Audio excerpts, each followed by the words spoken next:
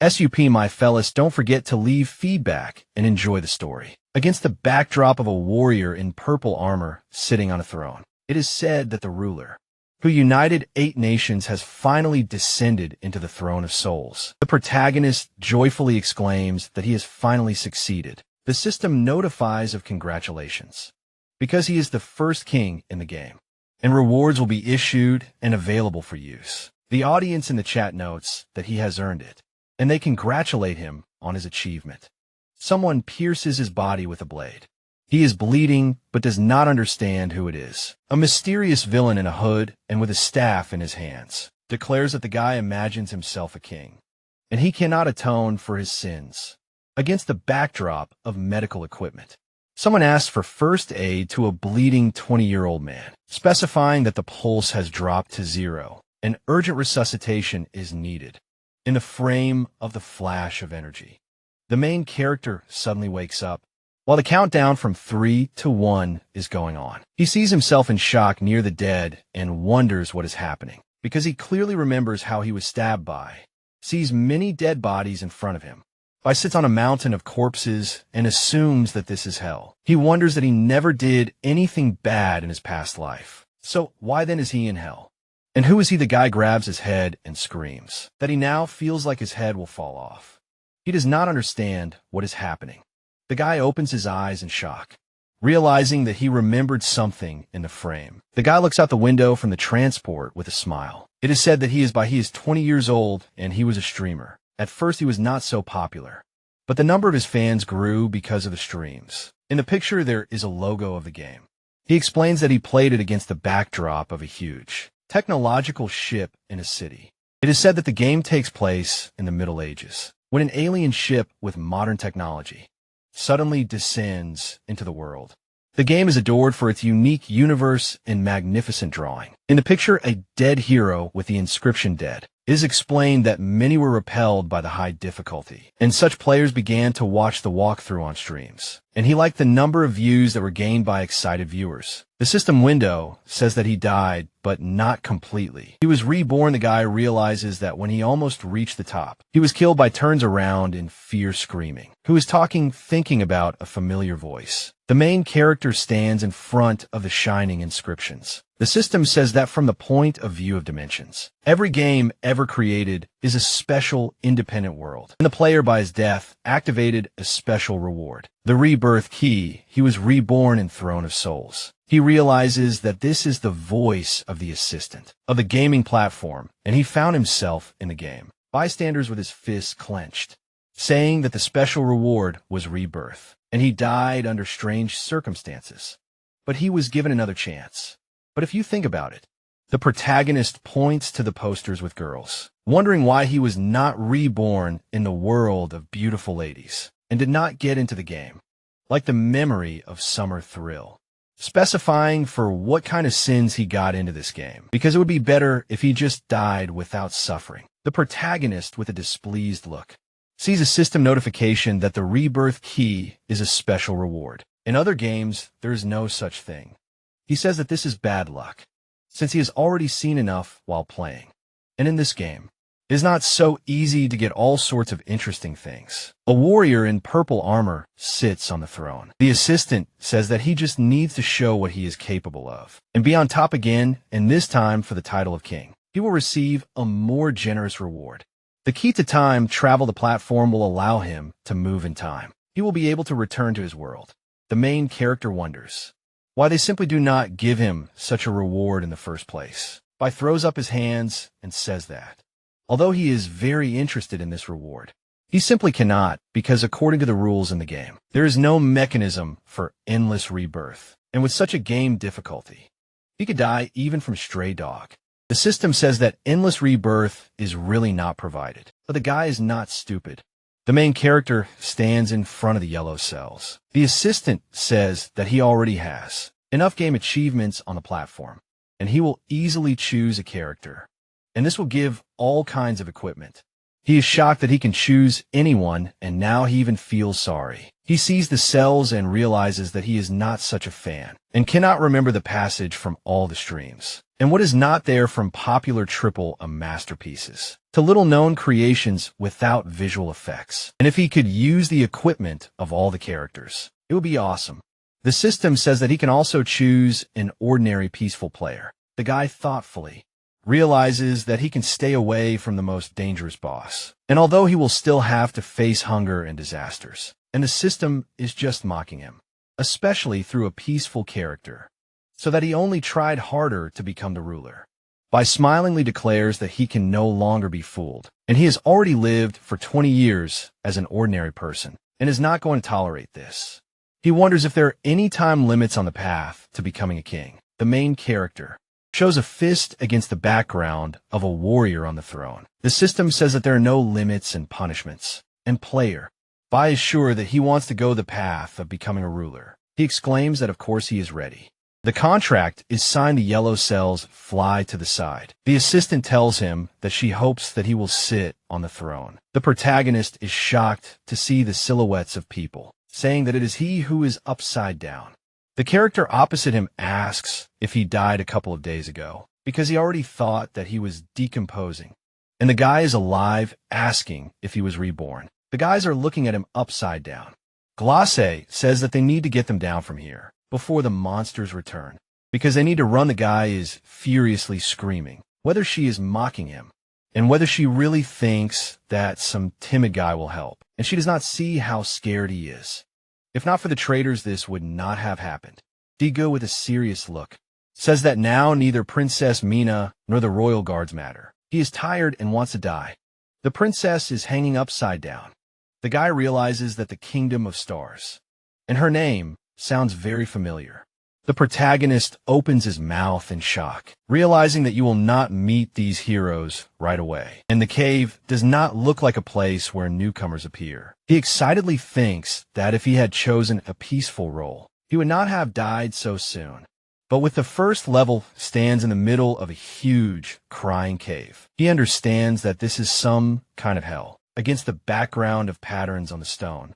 It is said that rebirth is both the beginning and the end, and Dibbai, who chose the path of the king, immediately faced death. Against the background of the village of Anka, the main character wonders what is happening, noting that the entire storyline is broken, and in fact, he should have appeared first in it because it is for levels 1 to 10. In the frame, a tree is blazing with fire. The place is called the Burnt Jungle for levels 10 to 20. Bai thinks that then he would go to carry out missions.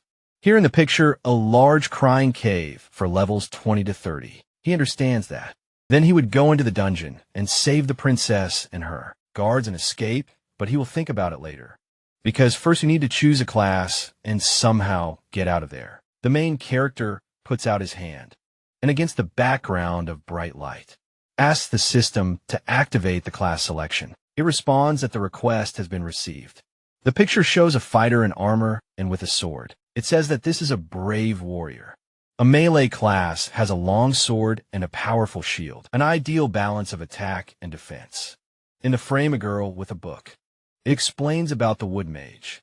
A ranged class, he is able to use spells and potions, an ideal combination of attack and healing. The picture shows a fighter in a hood with daggers. It says that this is an assassin, a class that combines ranged and melee combat, uses daggers and throwing knives. An ideal combination of fast attack and dexterity. The picture shows a warrior with a bow and arrows. It explains that this is a master of the elements, a class that combines ranged and melee combat, uses a staff and a bow, is able to control the power of the elements. In the frame, a guy with a bat.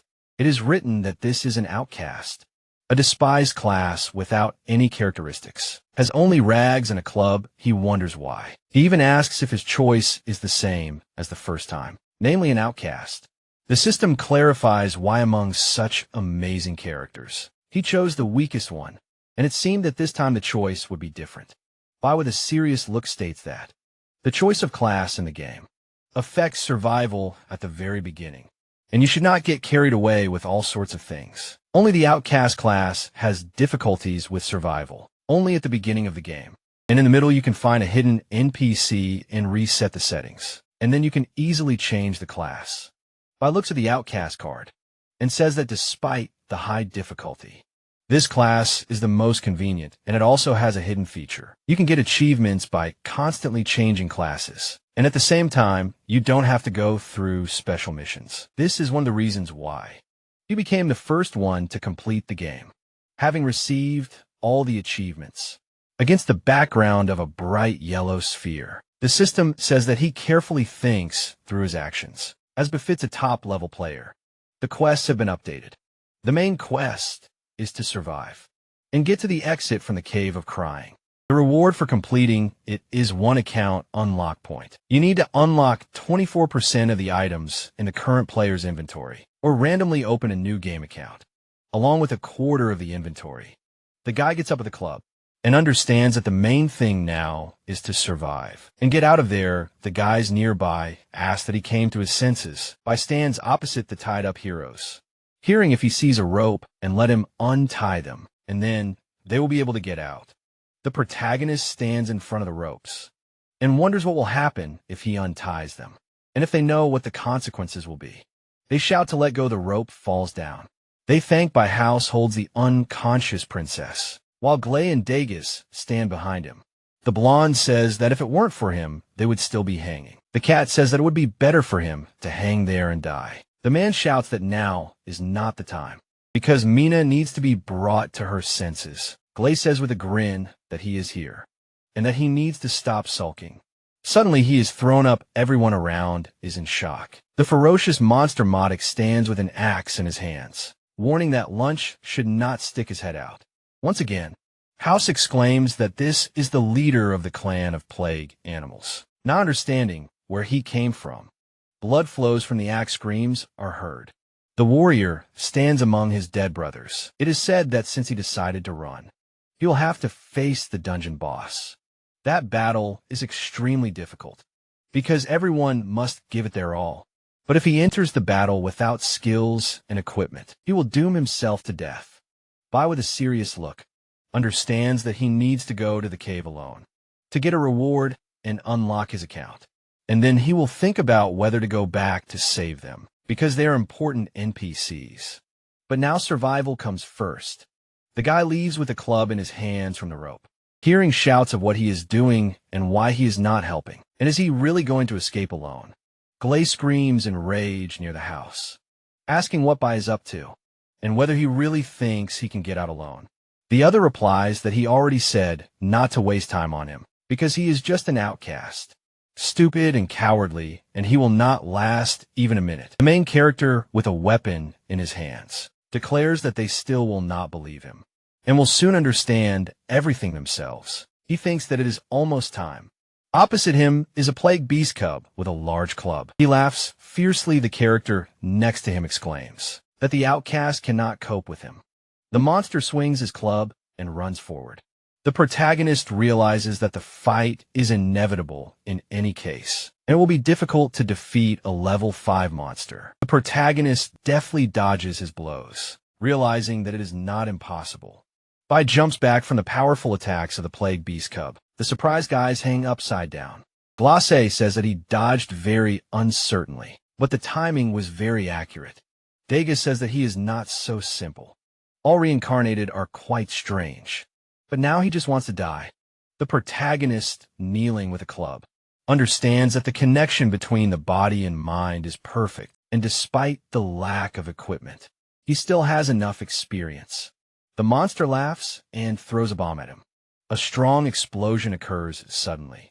The protagonist breaks out of the column of flame. Bai strikes directly at the head, realizing that it is time to cut the enemy. The protagonist puts out a bloody club and says that this is the end. The last blow remains.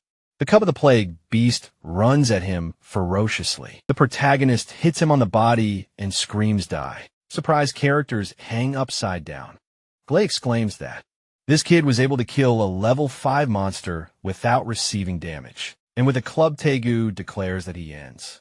The monster house admits that he underestimated him, but it will not make it easier for him to survive, and he will still die. The protagonist sits with a weapon in his hands, realizing that he can dodge blows thanks to experience. But he will not catch up with the monsters so quickly in level, since his characteristics are still too weak, and since he has already chosen an outcast.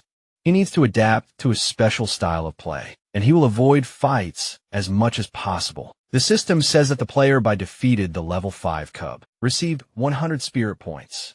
2 gold coins, weapons, and melee attack power increased by 5 points. The protagonist pokes at his stats and realizes that they are terrible. There are 900 points left before the update, so killing monsters is ineffective. And the main thing is to get out of the cave as quickly as possible. The protagonist rises with a club in his hands. They shout at him to stop, asking if he really won't think about the fact that the more people, the higher the chances of getting out alive. They ask to lower him, and they will do whatever he says. Get gold and equipment. Mina hangs upside down and asks Clay to forget and not bother him, because if they can't get out themselves, then they are destined to die. And if they can't even cope with this, then how will they overcome more serious trials? They're shocked by when she managed to wake up. She calmly states that she considers such a decision unreasonable because he is only level 1. But she respects his choice and advises him to be careful, because there's a fine line between life and death. The guy understands that she remains rational, even in such difficult circumstances, and she is truly worthy of the title of princess. The protagonist, with an important look, states that he has his own plan and he does not want to tell it. Even if he says that he will come back and save them, they still will not believe. Mina calmly responds to House's objections that he is mocking him by asking him to calm down. And since he has so much strength to swear, it is better for him to think of how to get out by, with a baton on his shoulder. Glances back, hearing that House understood the order. He understands that according to the plot, they will find a way to escape without his help, but then he will miss the achievements associated with Princess Mina. The guy seriously thinks that their salvation depends on whether he can get out himself, because they are important. But now his salvation comes first. The picture shows an ominous dungeon. Bai realizes that the Cave of Crying is the last dungeon of the first chapter, and there are many secret items in it. To collect them in the past, he combed every corner, and therefore he is familiar with the location. And in order to meet as few enemies as possible, he must go here. The guy sees a monster from around the corner, realizing that he needs to save the main character. Someone in the vase asks who is here, and judging by the smell, it is not a monster, and therefore he can come up, exclaiming that the interlocutor is probably interested in why the bull is talking. He clarifies that there is a person inside, and he did not hear. Right by stands in front of the vase, which states that he went to the dungeon for treasures, but hid from the monsters and then accidentally got stuck. He asks to just break the bowl, and he will get out. He asks not to worry because there are no monsters around, and they will not attract their attention. The protagonist definitely breaks the bowl with a club. Lucci sits on the ground with a grin and exclaims that Bai saved him, and now he is in his debt because he can help with any mission. They stand opposite each other. The protagonist says that his friend was captured by monsters, and he wants to save him but is too weak. The man replies that he understood him and notes that Bai is brave, but narrow-minded and was lucky to meet a fighter. They walk through the cave and see a monster. They are attacked by an adult-plagued beast with a hammer in his hands. Lucy notices the smell they fight. The man clarifies whether he locked him in the bowl or not. The fighter pierces the mutant's body with a sword. Screaming for him to die, Lucy definitely cuts the monster with a blade. The protagonist praises him. He replies that he could not enter the cave, being a loser. The guy with a sword on his shoulder says that he heard his friend's voice. From there, they are standing in front of a cliff.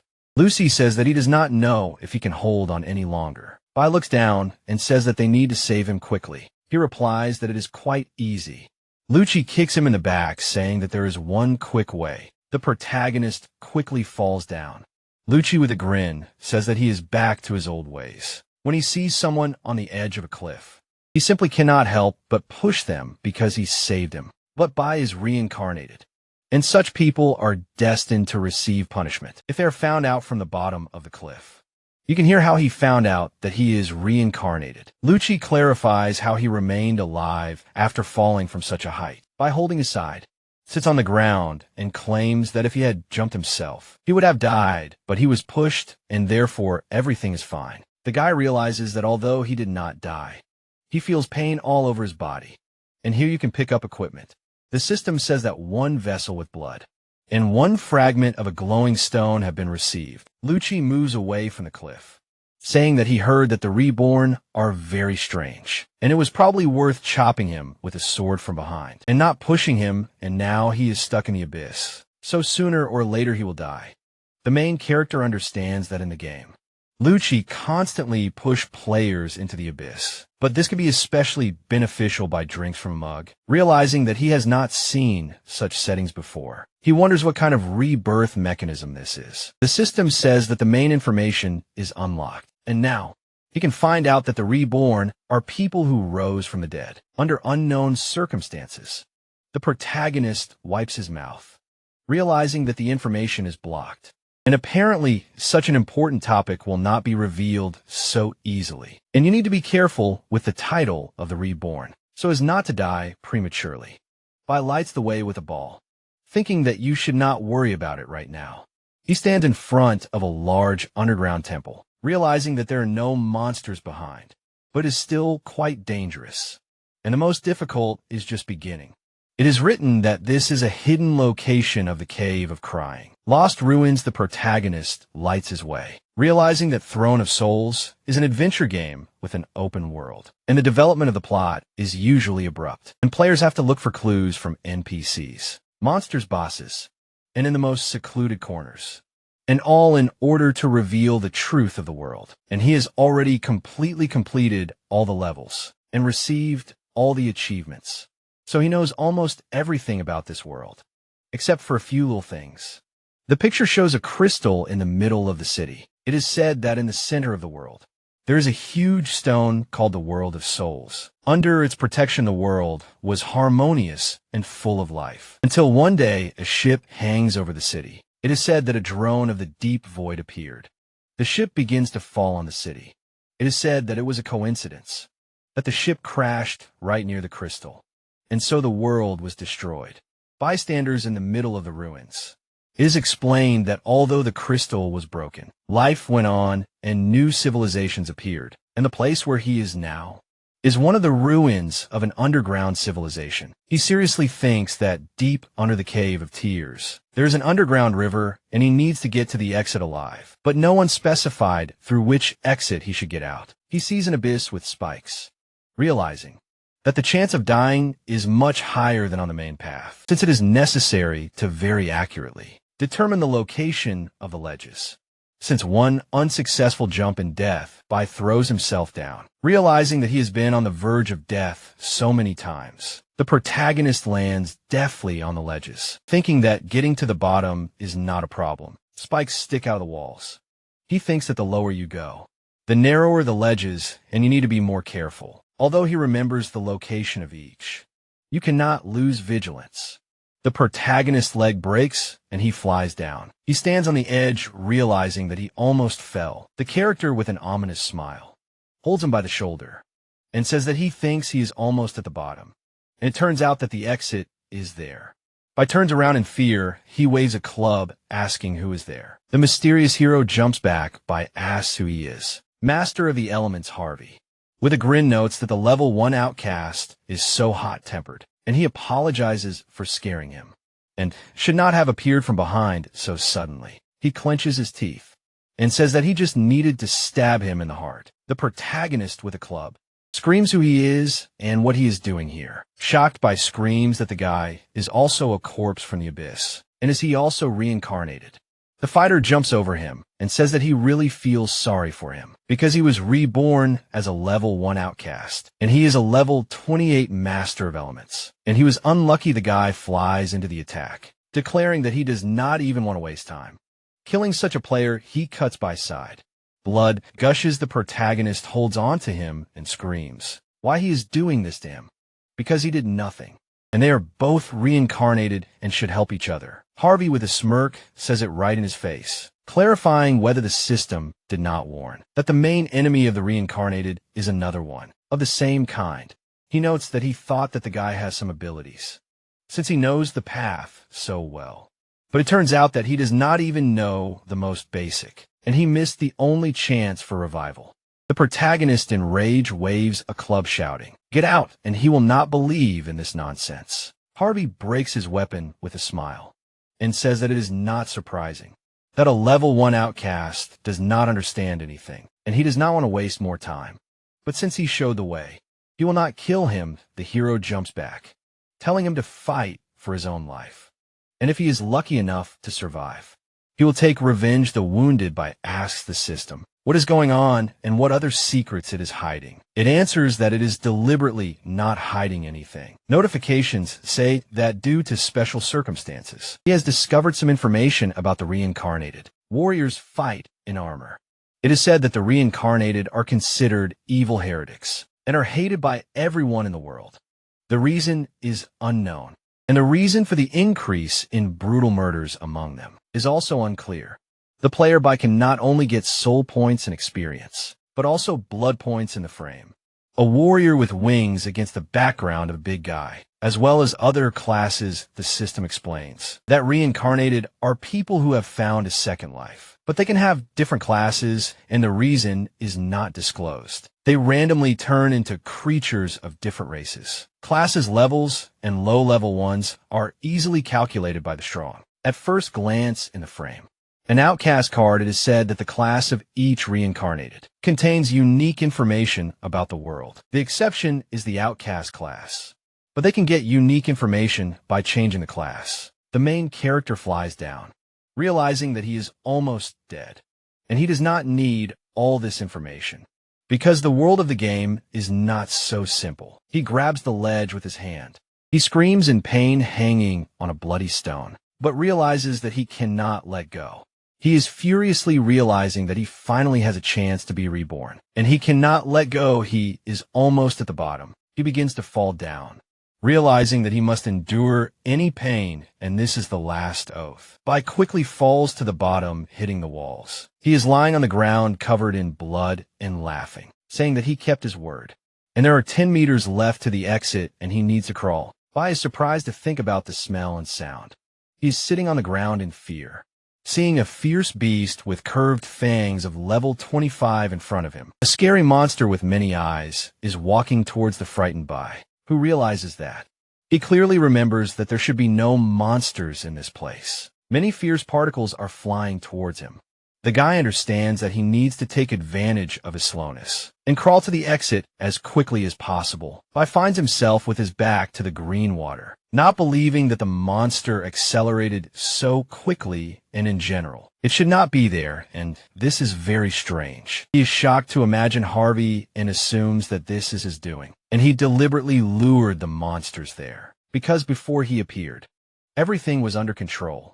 Apparently, all that remains for him is to die. The protagonist sees the furious particles of the monster. Flying at him, he falls down, realizing that he should not underestimate such an experienced player. Finding himself in the green water, Bai begins to scream loudly. It is said that due to mutations, the river has turned into real acid that can corrode all living things. He clenches his teeth in pain, realizing that he will not give up so easily, because this is the only way to survive. Fierce little monsters fall into the acid. The protagonist understands that at least his clothes protect him, and for them, it is deadly. The protagonist with reduced health crawls along the drain of acid, realizing that he must crawl to the exit at any cost. He looks up through the pain, realizing that he finally has a chance to start over, and he does not want to end up the same way as in his past life. In the picture, the character waves to the bus. It is said that Bai was born in a poor, mountainous area and thought that if he gets into a good city school, he can change his life, so he left home. A guy is washing dishes in the kitchen. Someone is shouting at him, asking why he is slacking off, and why there are still so many dirty dishes. Bai is grinning as he reads books with a flashlight, while the neighbor is shouting why he is doing this so late, because he studies during the day, and at night he prevents him from sleeping. The hero is sitting alone in the rain, realizing that, despite the fact that he is constantly having a hard time because of work and study, he will never give up because he still has hope. Unfortunately, he was accepted to the university of his dreams, but his mother was diagnosed with a serious illness, and his world collapsed. All his work was in vain. I tried to earn money and borrow money, but still could not save her. A guy with a box stands in front of a big guy who shouts, "Why it's taking so long?" Because he'll leave a bad review. The guy apologizes and explains that it's raining heavily outside, and that's why he's late. They shout at him that the man doesn't care, because if he can't arrive on time, there's no point in working in delivery. They say that his part-time job and streams have become his whole life, although there was nothing special about the streams. His popularity has skyrocketed thanks to the game. Bai lies in a pool of blood on the ground. He explains that when he was at the very top, he suddenly died and death didn't really bother him, but he doesn't want to repeat it. He lies in the middle of acid, realizing that he was reborn into a game he knows very well. The wounded hero gets up while monsters are watching him. He realizes that he was unlucky from the very beginning of the game. He stomps his foot into the acid. The protagonist definitely runs away from the monsters, declaring that he will never die. Before becoming the ruler of the world, he stretches out his hand, which is bitten by mutants. He screams that he will definitely survive.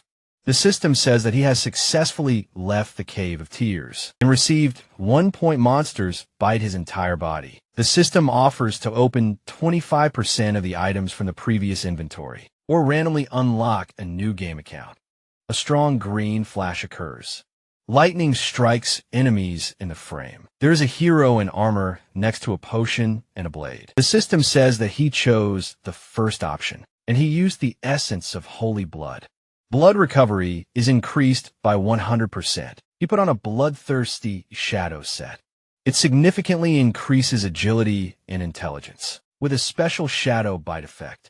I also took a deadly dagger with high speed and damage. Green rays scatter small mutants. The main character, in full armor, declares that this is how a reborn should look. He effectively cuts monsters with his sword. They burst in the air and bleed. He says that it is better to take the inventory from the old account than to risk and take a new profile, since even though he took a quarter, it will be enough for him for now because these are high-level items. Bai calmly walks forward, declaring that his story is just beginning. Fierce small monsters with fangs attack again. A huge mutant is visible behind the protagonist. The guy wonders why so loudly, because he knows that they are in a hurry. But let them be patient. The system says that the hidden mission has been updated. You need to kill a beast with curved fangs and get 3 times more soul points. The protagonist uses magic to spin the blades, saying something like this. He takes the handles and grins, saying that he was waiting for the mission. He uses magic and the Scarlet Flame skill, asking if the monsters are ready to turn into ash. He rushes into an attack in a rage, shouting that the real fight is just beginning. Bai flies at the huge monster, screaming die. He cuts the mutant's flesh, screaming that he already knows what he's going to do, because if he's fast enough, he can take him down. He stabs him in the body with a dagger, declaring that he'll pay for the suffering he caused. The monster screams in excruciating pain. The system says that the Scarlet Burn is activated, the debuff from the Scarlet Flame. It causes an explosion, and the burn damage will last 15 seconds. Excruciating pain is a debuff caused by the killer's combat skills. A deep cut causes pain. The large mutant roars furiously in pain. The protagonist, using magic, looms over him and screams that he'll put him out of his misery. He definitely attacks him with shadow absorption, an assassin skill where the player can create shadow clones that will focus on the target. They are immune to all physical and magical attacks for 5 seconds. The White Tooth and mutant screams. Several clones attack him with daggers. The monster's health is at 0. The system says that the protagonist has killed a rare beast. The mission is completed, and he receives a double reward in the form of soul points, a total of 18,000, and also receives an achievement called, "Sometimes a weak light is stronger than a raging fire." The protagonist Lance, receiving level 8.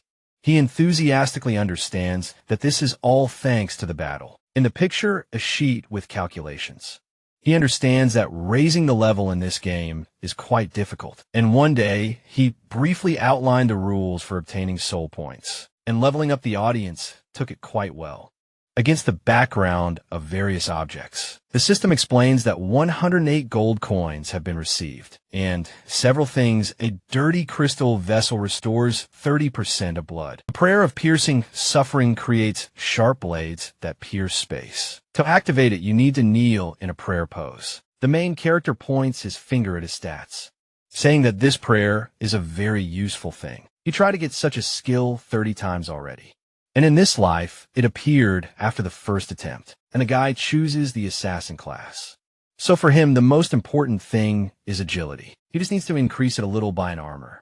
Looks at the inventory, stating that most of the potions and other additional items. He grinds his teeth and realizes that it is strange that he had a lot of cool weapons and professional sets. And apparently he opened too small a part of the inventory. And in addition to the assassin, he unlocked 2 more sets.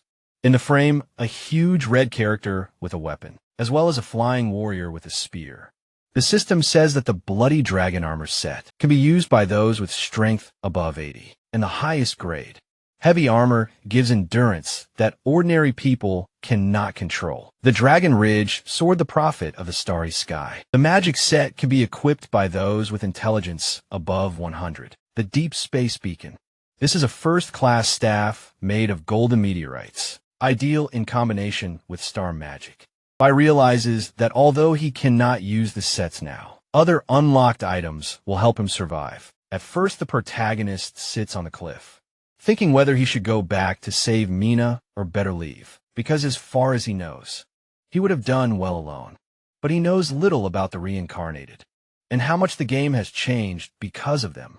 Are there other innovations that could change the original settings? The princess gives the title to Bai with a sword. He understands that he knows little yet, and it is better not to take risks alone. It is better to join her, and according to the plot, Mina's minions will help him in the future. He thinks with a serious face that even if he deviates from the plan and betrays him, he will still enlist support. For a while, Bai runs through the cave, realizing that he needs to move forward. There are many dead bodies on the ground. The protagonist suddenly encounters monsters that immediately attack him. Bai definitely touches the rocks and uses the skill of piercing suffering. He calmly stands opposite, saying that he almost got rid of the monsters on the main path, and only the boss remains. The system congratulates him on successfully reaching level 10. Now he can check his reputation and choose who to unite with, and who to feud with. By looks at the princess on the screen, and wonders about the reputation system, because this function was not in the game, and it seems that he should not act alone. The protagonist, with a grin, says that he wonders what kind words they managed to discuss him with. At the top of the cave, silhouettes of people are visible. Screams are heard that the more he thinks, the angrier he gets, because a level 1 outcast is just some kind of fool, since he decided to leave them to die alone. Another states that he heard that reincarnated people only think about themselves. Otherwise, why are they wanted everywhere? Daga notes that death is not such a bad outcome. Mina, upside down, orders to stop discussing nonsense. Their skills are simply inferior to others, and that is why they were abandoned. She, as the leader of the team, should take responsibility, because it was she who made them follow her 3 guys upside down. Look at her. Clay claims that they swore allegiance a long time ago, and there is no need to apologize. House notes that they are wailing so much not because of death, but because their dream of rebuilding the country will sink into oblivion because of some stupid outcast. Daggers cut the ropes under the words. That's for sure. They suddenly fall head over heels. One screams, "Protect the princess." Daga lands on his feet while the others bang their heads. The cat says with a serious expression that he is not dead again. House stands next to the princess and asks if she is okay. She says yes. Glay lies on the ground and says that he does not understand whether they were saved or are trying to kill them by an armor. Walks up to them telling them not to be nervous because he just got a little revenge for the insults. The surprise heroes on the ground recognize this voice. The guy takes off his hood and asks if they are surprised, because he said that he will be back, but the boss will be here in a minute. So there is no time. The hero cuts the ropes with a dagger. A question is heard about what he just said, whether he really came to save them. from the approaching boss and whether he was going to help them. Mina stands in front of him and says that whatever his motives were, she is grateful because they would have hung there until their death. The guy replies that it is not time for this yet. In 40 seconds, a catastrophe will begin. So we need to take up arms and run, and this will be the best gratitude. House next to his friends loudly shouts for the little one to watch his tone. For such an attitude towards Mina, he can lose his head. Glay says that the main character rose to level 10 in half a day, and they say that everyone has skeletons in the closet, and he is no exception. Degas says that the scoundrel is not so bad and let him kill the cat. Otherwise, he himself will kill him. The protagonist thinks with a serious expression that his statements have had an effect. He shouts at least to beat him. He doesn't care without him. They will be too weak to cope with the boss, and they have no chance of winning. Someone promises to send him home. Mina, with a magic spear, orders House to calm down, since now is not the time for arguments. Everyone needs to prepare for battle. The princess, near her words and armor, says that she still has many questions, but she will not miss a glimmer of hope. Bai understands with interest that the princess has not changed much. The hostility of her guards is caused only by his actions, and not by the fact that he is reborn. And at least they can unite, for now, to fight the boss. The protagonist throws an object saying that there are 10 seconds left. The system says about a thunderstorm trap. Electricity spreads throughout the body. Bai, in the midst of lightning, understands that the first part of the battle is beginning. He shouts for them to give him 3 minutes. They are at a loss as to what he is going to do. The silhouette of the enemy appears nearby. He lands near them, saying that the prey should not stick its head out. Once again, Modoc, with an axe at the ready, asks where he is constantly trying to escape, promising that he will personally roast him. He steps on a thunderstorm trap. The monster is pierced by an electric current. The hero shouts that the boss fell into the kid's trap. And how does he know about the appearance of the mutant? The heroes stand in front of the enemy. The princess shouts that they should not think about it now, because they need to focus on the boss. Modoc inflicts the strongest blows, declaring that a bunch of vegetables decided to rebel, wondering how they are going to cope with him. The hero realizes his strength, because he suffers even during the block. Arrows fly towards the boss, and he speaks childish babble. Modoc calmly declares that if they want to fight normally, they must show everything they are capable of, without teasing with worthless attacks.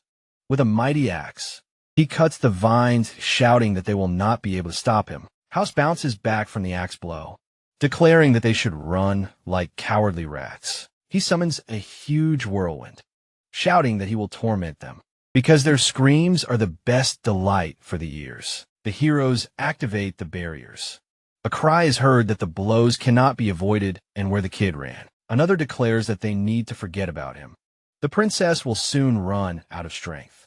Mina puts out her hand, casts a spell, and shouts that they should not pay attention to her, demanding that they simply try to fight back the monster. The ferocious Modoc swings his axe, asking if she is the most delicious here. The monster hits, but someone blocks the blow. The boss swings his weapon and shouts that it is a pity, wondering how long she will last. The shocked monster shouts that it hurts. Bai's daggers are stuck into his back. Modoc asks who he is. He replies that he just peppered his head a little.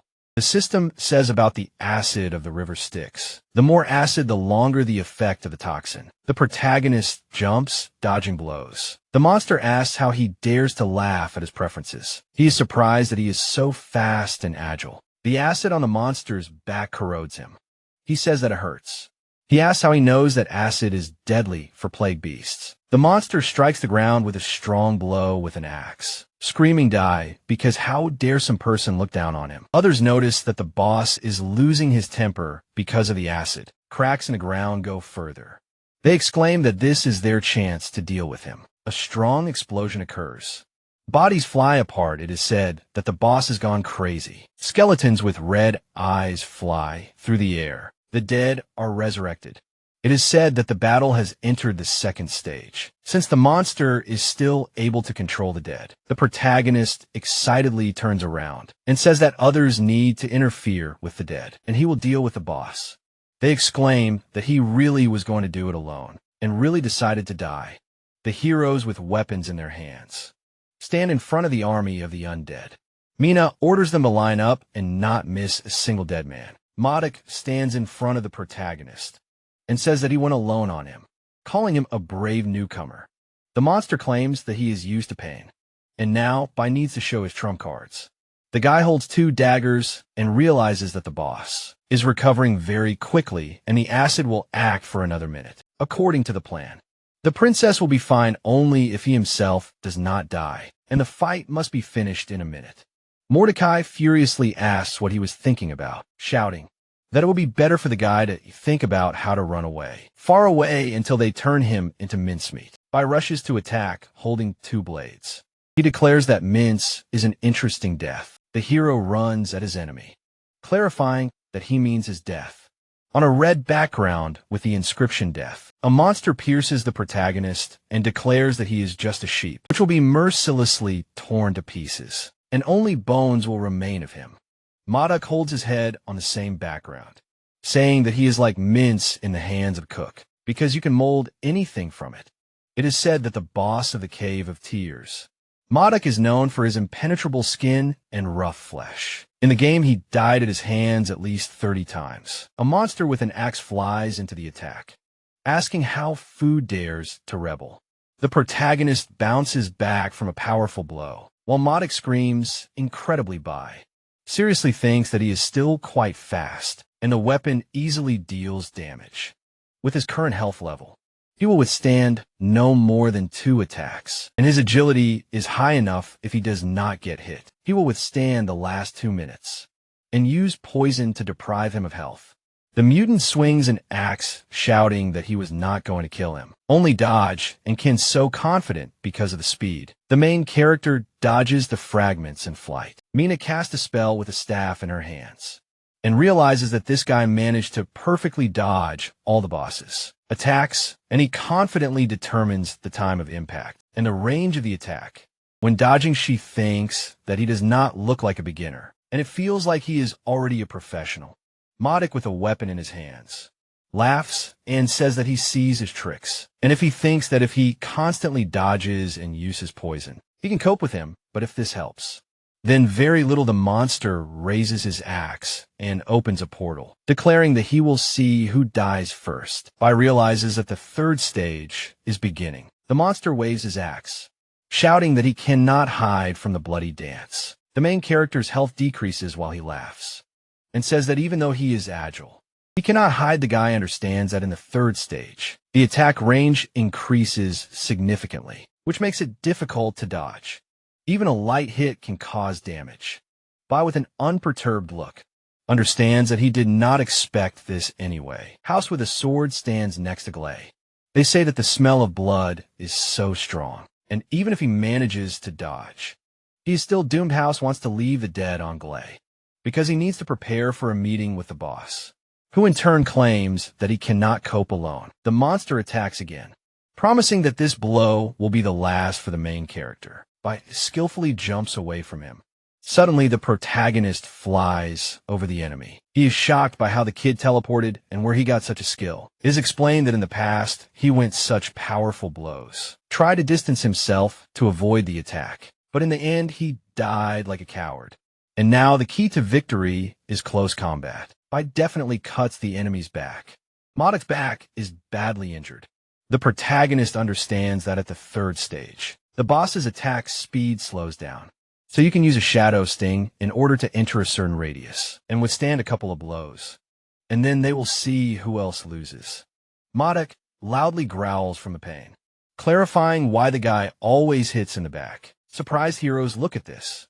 House shouts that this fool wants to die, and this will happen if he takes 1 blow at such a distance. Glay in shock asks that the kid managed to turn the fight back. Tegu does not understand how Bai determined the boss's weakness, and he hopes that he will determine it too. Madoc strikes blow after blow. The protagonist dodges. Bai runs to attack again. He jumps up and hits the mutant with a blade. The monster waves his hand and screams contentedly, noting that he didn't think that some minced meat would bring him to such a state. Madoc activates magic in a rage and declares that he barely managed to get this item, and he is forced to use it against some loser. But now is not the time to complain. The system talks about a blood-sucking rune, an imitation of equipment from deep space. You need to use it to absorb blood from the enemy's body, to restore your health. The dead rise against the background of the boss. He screams that he will restore his health and tear the guy to pieces. He is shocked that this is true. The guy is frightened to realize that the boss should not have such a skill, and why new settings appear precisely in battle. Modic stands in a yellow pentagram. The system says that an insurmountable barrier surrounded the target, cutting off its connection with the world and preventing healing. He screams in rage that the skill is interrupted. Mina, with a staff, decisively declares that there is no need to worry, because this is only an imitation of space equipment, and even her spells will not penetrate it. You need to forget about the dead and focus on the boss. Modic swings an axe, shouting that it is all her fault, because she ruined his plans and it was worth killing her right away. The frightened heroes among the dead shout that they are too late. Suddenly, the protagonist blocks a blow that was flying towards the princess. Mina in shock screams that she is sorry. The protagonist decisively declares that there is no need, because it is his own fault, that he was distracted and put everyone in a dangerous position. The monster looks at him and shouts that he is a stubborn fool. How much longer is he going to get on his nerves? He promises that he will finish him off. The protagonist stands in front of the princess and declares that this blow will solve everything. Modic stands opposite and understands that something is wrong, because the aura seems very dangerous, and it feels like his blood is even stronger. Modic turns around and runs away, screaming that he will spare him today. All the dead fall to the ground. Mina goes to her charges. Hao screams that they apologize because they were late, and she almost got hurt. She replies that everything is fine, and the main thing is that they are alive and the rest is unimportant. The main character runs forward and screams that this is not all, and that they cannot relax. Minax claims for him to stop because now it is better to get out of there as soon as possible by flies forward, claiming that he has his own plans.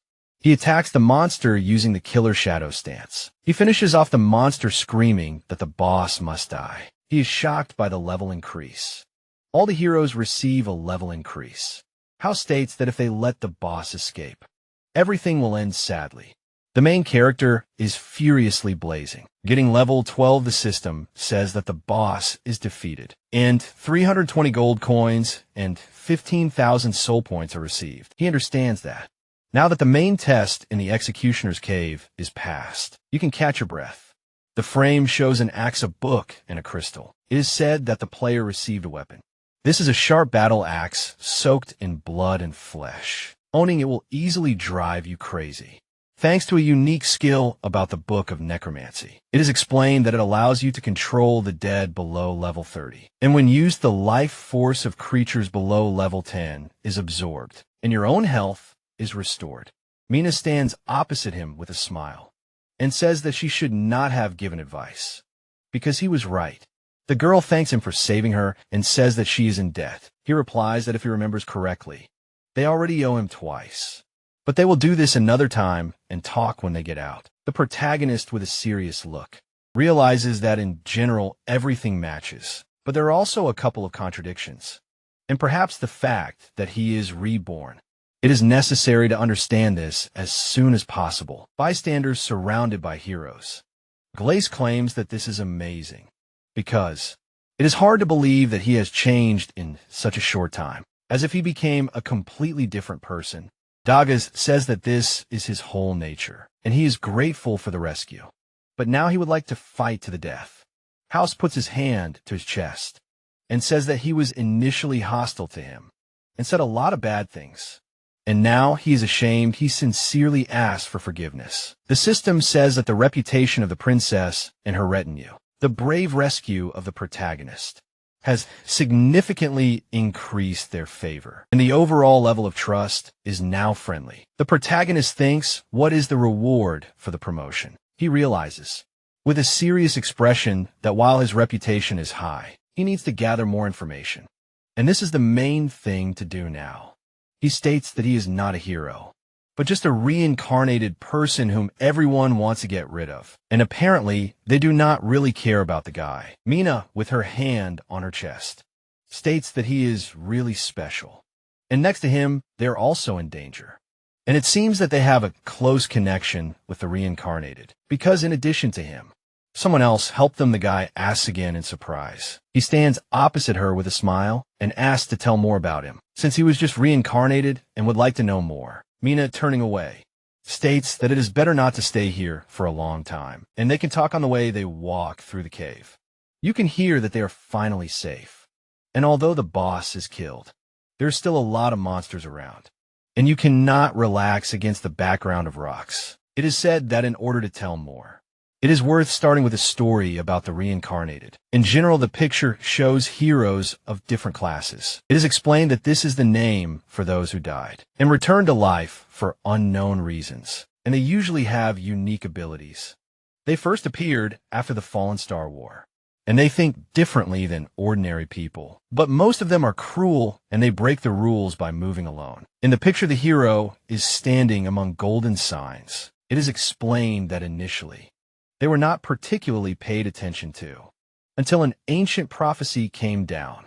The general meaning of it is that the world will collapse, and only a few will be able to restore and unite it. Each country considered the Awaken heretics and refused to admit that the power they received as a result of the division will be stolen by some loner. A warrior in armor and with a sword stands on the ground. It is said that the reincarnated one who helped them is completely different. He is strong and very noble. Mina turned to Bai and says that they are very similar to him. She walks ahead saying that meeting them is luck, and although her fate is rather depressing, their fate will be even sadder because of the worldwide hatred. The princess throws the blade towards the hero and says, "Here you go." Bai grabs it. He looks at the dagger, hearing that it was given to him by that reincarnated one. The system says that its damage is comparable to a knife. It can hide the true identity of the owner without using high-level items. He seriously wonders where the dagger got such an effect, and he has never seen anything like it. Mina turns around with a smile, saying that this blade can hide the identity and reduce the threat. And with it, he can find that reincarnated one, and he needs it more. The hero surrounded her house, asks how she could give such a cool item, because her identity will now be revealed and it is dangerous. Glay exclaims that this is true. Maybe the kid helped them, but it was possible to thank him somehow else. She replies that she thought about her decision well, and there is no need to object. I holds the blade and understands that it is all about increasing reputation, because this dagger will really come in handy, since it will hide it from high-level reincarnated. And the princess is kind as always. She turns around with a smile. He understands that her destiny is not to be a queen at all. In the picture, the ruler stands in front of his subjects. It is explained that as the last representative of the Star Kingdom, Princess Mina was supposed to continue as a member of the royal family. But a catastrophe occurred, and when the crystal was broken into 8 fragments, as a result of which the world underwent huge upheavals, the stone shatters into pieces. Monsters are depicted against the background of planets. The protagonist understands that. Although there were no living creatures on the expedition ship, unknown genes transferred to the ship led to mutations, and an apocalypse began in the world. A warrior wearing a crown and holding a sword points his weapon at a dragon. It is said that in order to protect the world, the Star Kingdom mobilized its forces and united under the leadership of the 8 lords to engage in mortal combat with the mutant army, a war known as the War of the First Fallen Star. Although they managed to destroy most of the army, the Star Kingdom depleted its resources, which coupled with the deliberate weakening of the 8 lords. Golden statues stand around the throne. It is explained that this led to the fall of the Star Kingdom, and the 8 lords declared independence, and each took a shard of the world's stone. Even though these events happened 100 years ago, Mina is surrounded by enemies with swords. It is said that the princess is still considered an eyesore. The princess stands in front of her army. It is explained that the more pressure she was put on, the stronger she became in the path of rebuilding the kingdom. Blaze stands next to the guy and asks why he stood there. Because there are corpses of plague monsters everywhere, and he really killed them before rescuing them, saying that he knew how, and it's good that they are not enemies. Dega points to the light at the end of the cave and says that the exit is there. And he did not die again. Mina runs forward and says, "Hurry up because they're almost out." Her face is illuminated by the bright sun. The heroes stand in front of a picturesque view with forests and mountains. The princess happily spreads her hands and says that they have not seen sunlight for a long time. And this is an incredible feeling of freedom. The heroes rejoice, Glay exclaims, that they no longer need to look into the darkness. And Breathe in Corpse's house declares that they are free. Dege notes that he is even glad that he is alive. Mina turns to the main character and says that only after imprisonment do you begin to truly appreciate freedom. She thanks him, warning that she will not have enough words. Bai replies that this is nonsense and a dagger is enough. He specifies where to go next. They look ahead. The girl says that they have business. The guy thinks that he does not know their plans. But just in case, it is better to ask and make sure that nothing has changed. He specifies what Blaze stands next to her friend and laughs, saying that it is important. House notes that the protagonist saved them, and they have nothing to hide. The princess says with a smile that he is right, and she's just a little embarrassed to talk about it. In the frame, there are fierce villains. She explains that they took mercenaries, but they betrayed them, leaving them with nothing. And they also stole something important, and she must return it. In the frame, there is a blue and gold crystal. It is said that the protagonist knows what is being discussed, namely the star core. This is a necklace made from the core of the world crystal, a symbol of the royal family. And this is one of the most valuable items in the game. Mina sadly states that her weakness and naivety are to blame for everything, and she blindly believed in fairy tales. House hits the wall and says that it's not the wall, because they were too weak to protect it. Glacé stands next to Dega with a sad face and says that their weakness is only part of the problem, because these guys disguised themselves, and they didn't notice anything. The cat exclaims that this is true, because he didn't even smell some strange smell, and thinks that it will be difficult to find them. The princess plaintively declares that she must find them. She will get them from the edge of the world. Bai looks at them with a grin and says that they shouldn't go so far, because he knows where they are, while his friends ask again. They stand on the edge of a cliff. House asks if he really knows where they are and where from, because he better not joke. Clay shouts that this is another amazing news, and he at least understands how important it is for them. Dago says that he doesn't think it's true. The princess silently looks forward. The protagonist with a serious look assures that he is not joking, because he has never lied to her. House says with a serious expression that it is true, even though they have only just met. But he did not lie to them.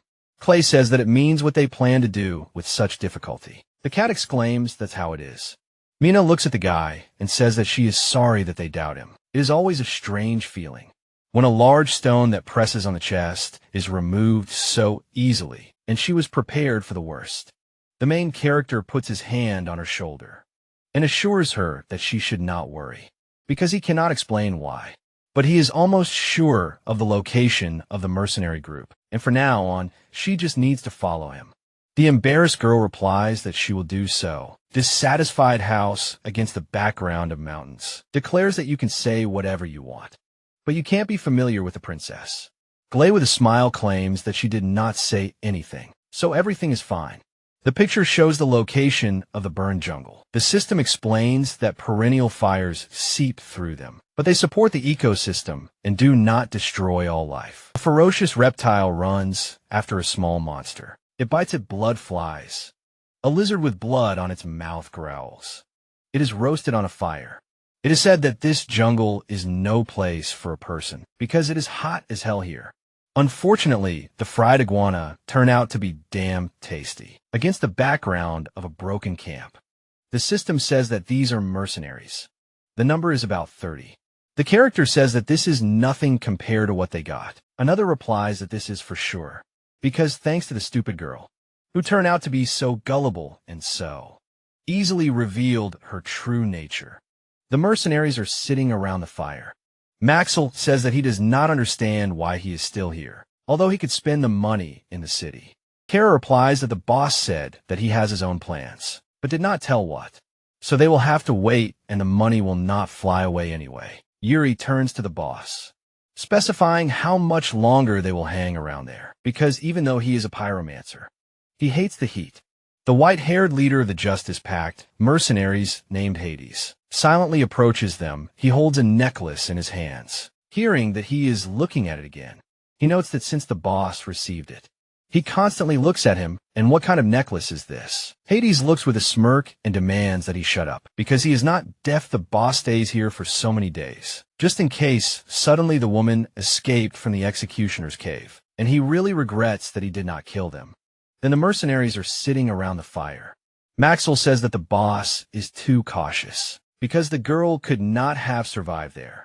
Cora notes that they have become food for the creatures. Yuri says that the girl could have become a hero if she had refused the boss's offer to join them. And how can one be so naive as to trust the first person she meets in the frame? The princess with a tied body screams that how can mercenaries be so dishonest? She trusted them, and they betrayed her. Hades grabbed her face and stated that they have no contradictions between these two concepts. Everything depends on how much they get in return. And so they're very flexible in their judgments. And as for betrayal, they are wrong. He does not betray, but helps them. He furiously declares to Mina, asking if they do not want to return their country, because with their help they will spend much less time. She just needs to give her necklace and become his wife. She exclaims that she will never agree, suggesting that he just kill her and she will die. Before giving the necklace, he smirks and declares that she is stubborn, and if she does not value her life. The mercenaries swing their swords over her retinue. Hades clarifies what about the lives of her companions, because they are a bunch of losers. But their loyalty is worthy of praise. He asks if he will really stand and watch them die. The girl clenches her teeth in rage. The villain with the necklace in his hand says that stupid people have no right to live in this world, not to mention the incompetent queen, whose abilities do not match her ambitions. One more night, and in the morning they will visit the nearest village. The bandits shout that he is magnificent.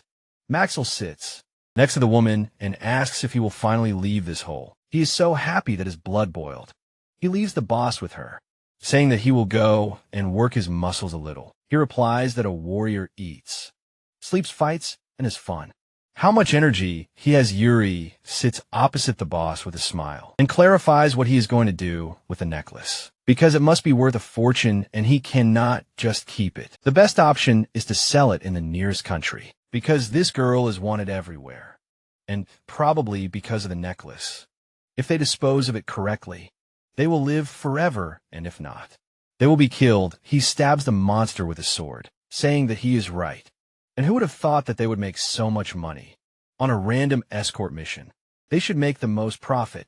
Hades sits by the fire and says that he was thinking about trading with countries, but the closest one to them is a duchy, and that country is full of poor, sour artists from the queen to the nobles. And instead of selling to them, they will sell directly to the counts who have much more money. But he heard that there is a small war between the counts over the border, and they will not have so much time to look at who they are when it comes to selling goods. The picture shows 3 different coats of arms. It says that the county of Hades, Knight Commoner class, is marked with a coat of arms with a lion's head, rich in mountains and mines, as well as excellent blacksmiths and a strong army. The Duchy of Ilena, Queen Noble Commoner class, is marked with a coat of arms with a rose, and is rich in crops and flower gardens, as well as excellent artists and writers. The county of Oneback, with a coat of arms with a bear's claw and an axe, has dense forests and hunting grounds. The boss says with a smile that they underestimate the influence of this necklace, because the essence of war is profit, and even in these troubled times. This jewel, inherited by an orphan of the royal family, according to rumors, can change the world, and the total profit from all wars is less than 1/10 of the cost of this jewel. The necklace hangs over the fighting warriors. An exclamation is heard that it is so precious, and then why don't they keep it for themselves and use its power to found a country? He replies that he thought about it, but after studying it for the past few days in his hand, it is just an ordinary stone and he cannot feel its power. Hades gets up and states that if one wants to live a long life, it is better not to covet power that one cannot control. He leaves Yuri saying that they are not like the cult of bitter flesh, who use their flesh and blood in exchange for power. in their limited life. The most important thing is to earn more and live happily. The ward clarifies how he knows all these secrets. The boss with a smirk states that it is no longer his business. He orders to tell the people to prepare for tomorrow, because they are going to the village. The ward replies that he understands dead in armor lie on the ground. He says that he does not believe that these bastards are still here, and if not for Bai's abilities, the whole camp would know that they survived. Mina walks through the forest, asking how they can get the necklace back if there are more enemies. The Hero's Lookout House says that no matter how much he wants to rush into the enemy camp and grab it, but in an absolutely unfavorable situation, fearlessness is a death sentence. Dega says that he will distract them and they will attack. The Captain Glay asks how he is going to do it. Just yell, because, in his opinion, it is better to wait until late at night, when it will be possible to sneak and do everything quietly. The protagonist turns to them and explains that they have no more than 3 hours, because soon they will find the corpses of the patrolmen, and the whole camp will rise. On alarm, since the leader of the mercenaries is cautious, Mina looks at Bai's back and says that the guy is a tough nut, and he is not only a good actor, but also very attentive. So they will have to give up and look for another opportunity. He replies that it is not that there is no chance. The heroes look ahead. They ask to tell about his ideas. They clarify what is going on in his head. Bai says with a smile that their main disadvantage is their numbers, and he has something to compensate for it. Against the backdrop of forest fires, it is said that deep in the jungle there is a nest of red spiders, and although they are only level 10 to 20, in the picture there is thicket. It is explained that his plan is this. First they go to the nest and carefully lure out as many monsters as possible. The eggs are lying among the thicket. It is said that then they will bring them to the mercenary camp, and they will simply pit them against each other. Another states that even if there are many ordinary monsters, it will not be difficult to kill them because their level is low against the background of the spider. Bai says that this is so the monsters are only there to catch them off guard, and so the main key to success depends on whether he can lure the spider boss in. The frame, a giant ferocious spider. The main character talks about the red flame. In the mercenary camp, they ask again. It is written that the boss is called the widow of the red flame. Level 30, they do not believe that he wants to lure him out alone. The heroes walked among the burning trees. The man said that this was an interesting plan, but it was impossible to implement. Firstly, they would not be able to calmly leave the battle, and the only ones who could cast an invisibility spell were the princess and their cat. An indignant cry was heard that he was not a cat, but a tiger. Mina walked with her arms crossed and said that her invisibility spell is single and not group. Once she and Xiaomia become invisible, the monsters will fall on House and Glay. But it is very dangerous. House frowned, saying not to worry about him if it helps to get the necklace back. This danger is nothing if he dies. Daga must take care of the princess. He said a hell with invisibility. He will fight and happily throw himself at the spiders and die a terrible death walking ahead. The guy in the red cloak said not to worry. If they follow his plan, then no one will die. The heroes saw something flash in front of them and heard that it was for them. The green-violet bottle contained water from the River of Shadows, which gives the power of invisibility for a short time. The device is the Whisper of the Gods. Deep Space Technology, a product of the original technology of the advanced deep space ship, allows free communication within a radius of 1,000 meters, under special conditions regardless of space and distance. The orange item is a freeze grenade, a mystical rank mechanism. You need to pull the trigger and throw it at the enemy to activate a chain of freezing explosions. But you need to be careful, because the effect affects everyone in the affected area. The comrades opened their mouths in surprise, and looking at the items, Glay said that there are so many rare items. He is sure that he wants to give them to them. He was not mistaken. This is even a deep space item, and he gives one to each of them. Does he even know how much they are worth? Dega asked in surprise where did he get them from. Is he the illegitimate son of the king? Bai closed his eyes thinking, where did he get them from? From the marketplace, of course. The deep space items this time are barely enough. He will have to accumulate more account unlock points, and answered out loud that it does not matter how he got them. The main thing is what is with them, and his plan will go smoothly. While looking ahead, Mina said that they respect his privacy. But even the current king of the 8 kingdoms would not be able to give away only a deep space item so easily. Primordial deep space items are rare and are only for the royal family. We use them as a reward for nobles and knights who have achieved great success.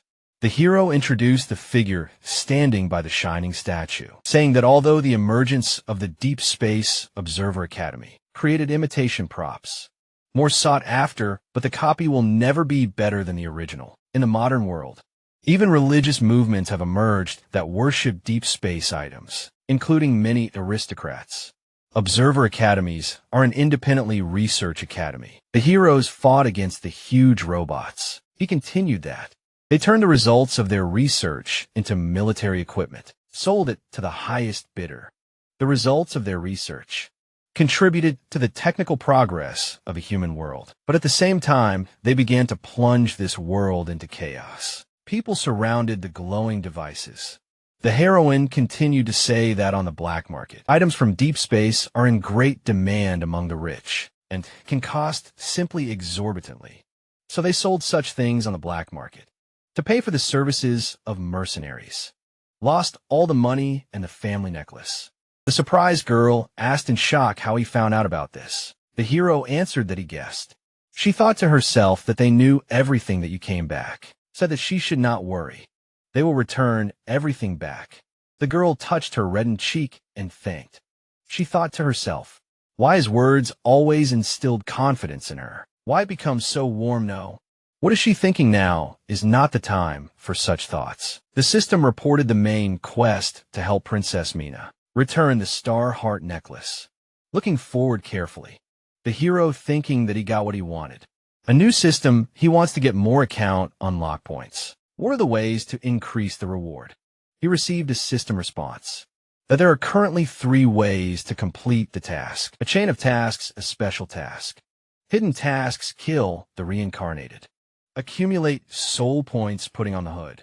The hero thought that it did not seem. That would be too difficult to get them.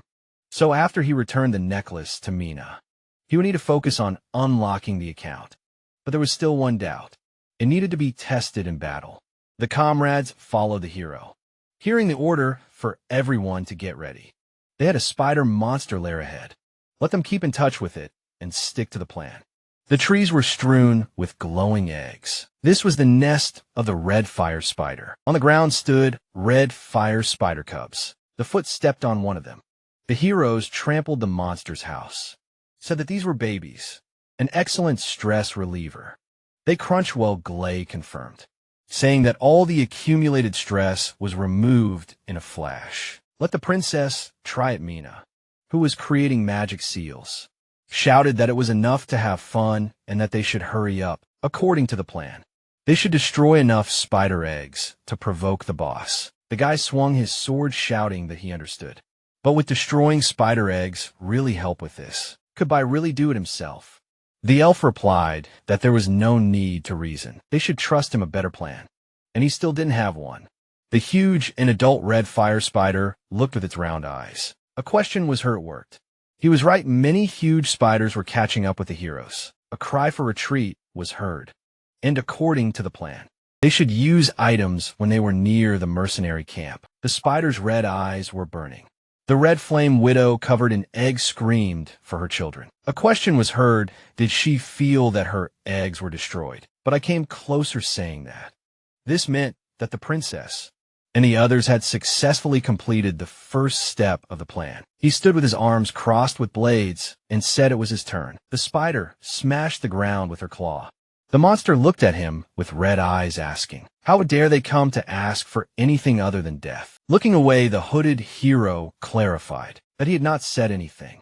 He attacked one of the claws, saying that he had to defeat it anyway. The spider said that such speed and confidence. Among the webs was a girl with red hair, saying that she was an unusual person here. The widow touched the guy's cheek with her hand and said that she likes strong males, since the eggs had been destroyed.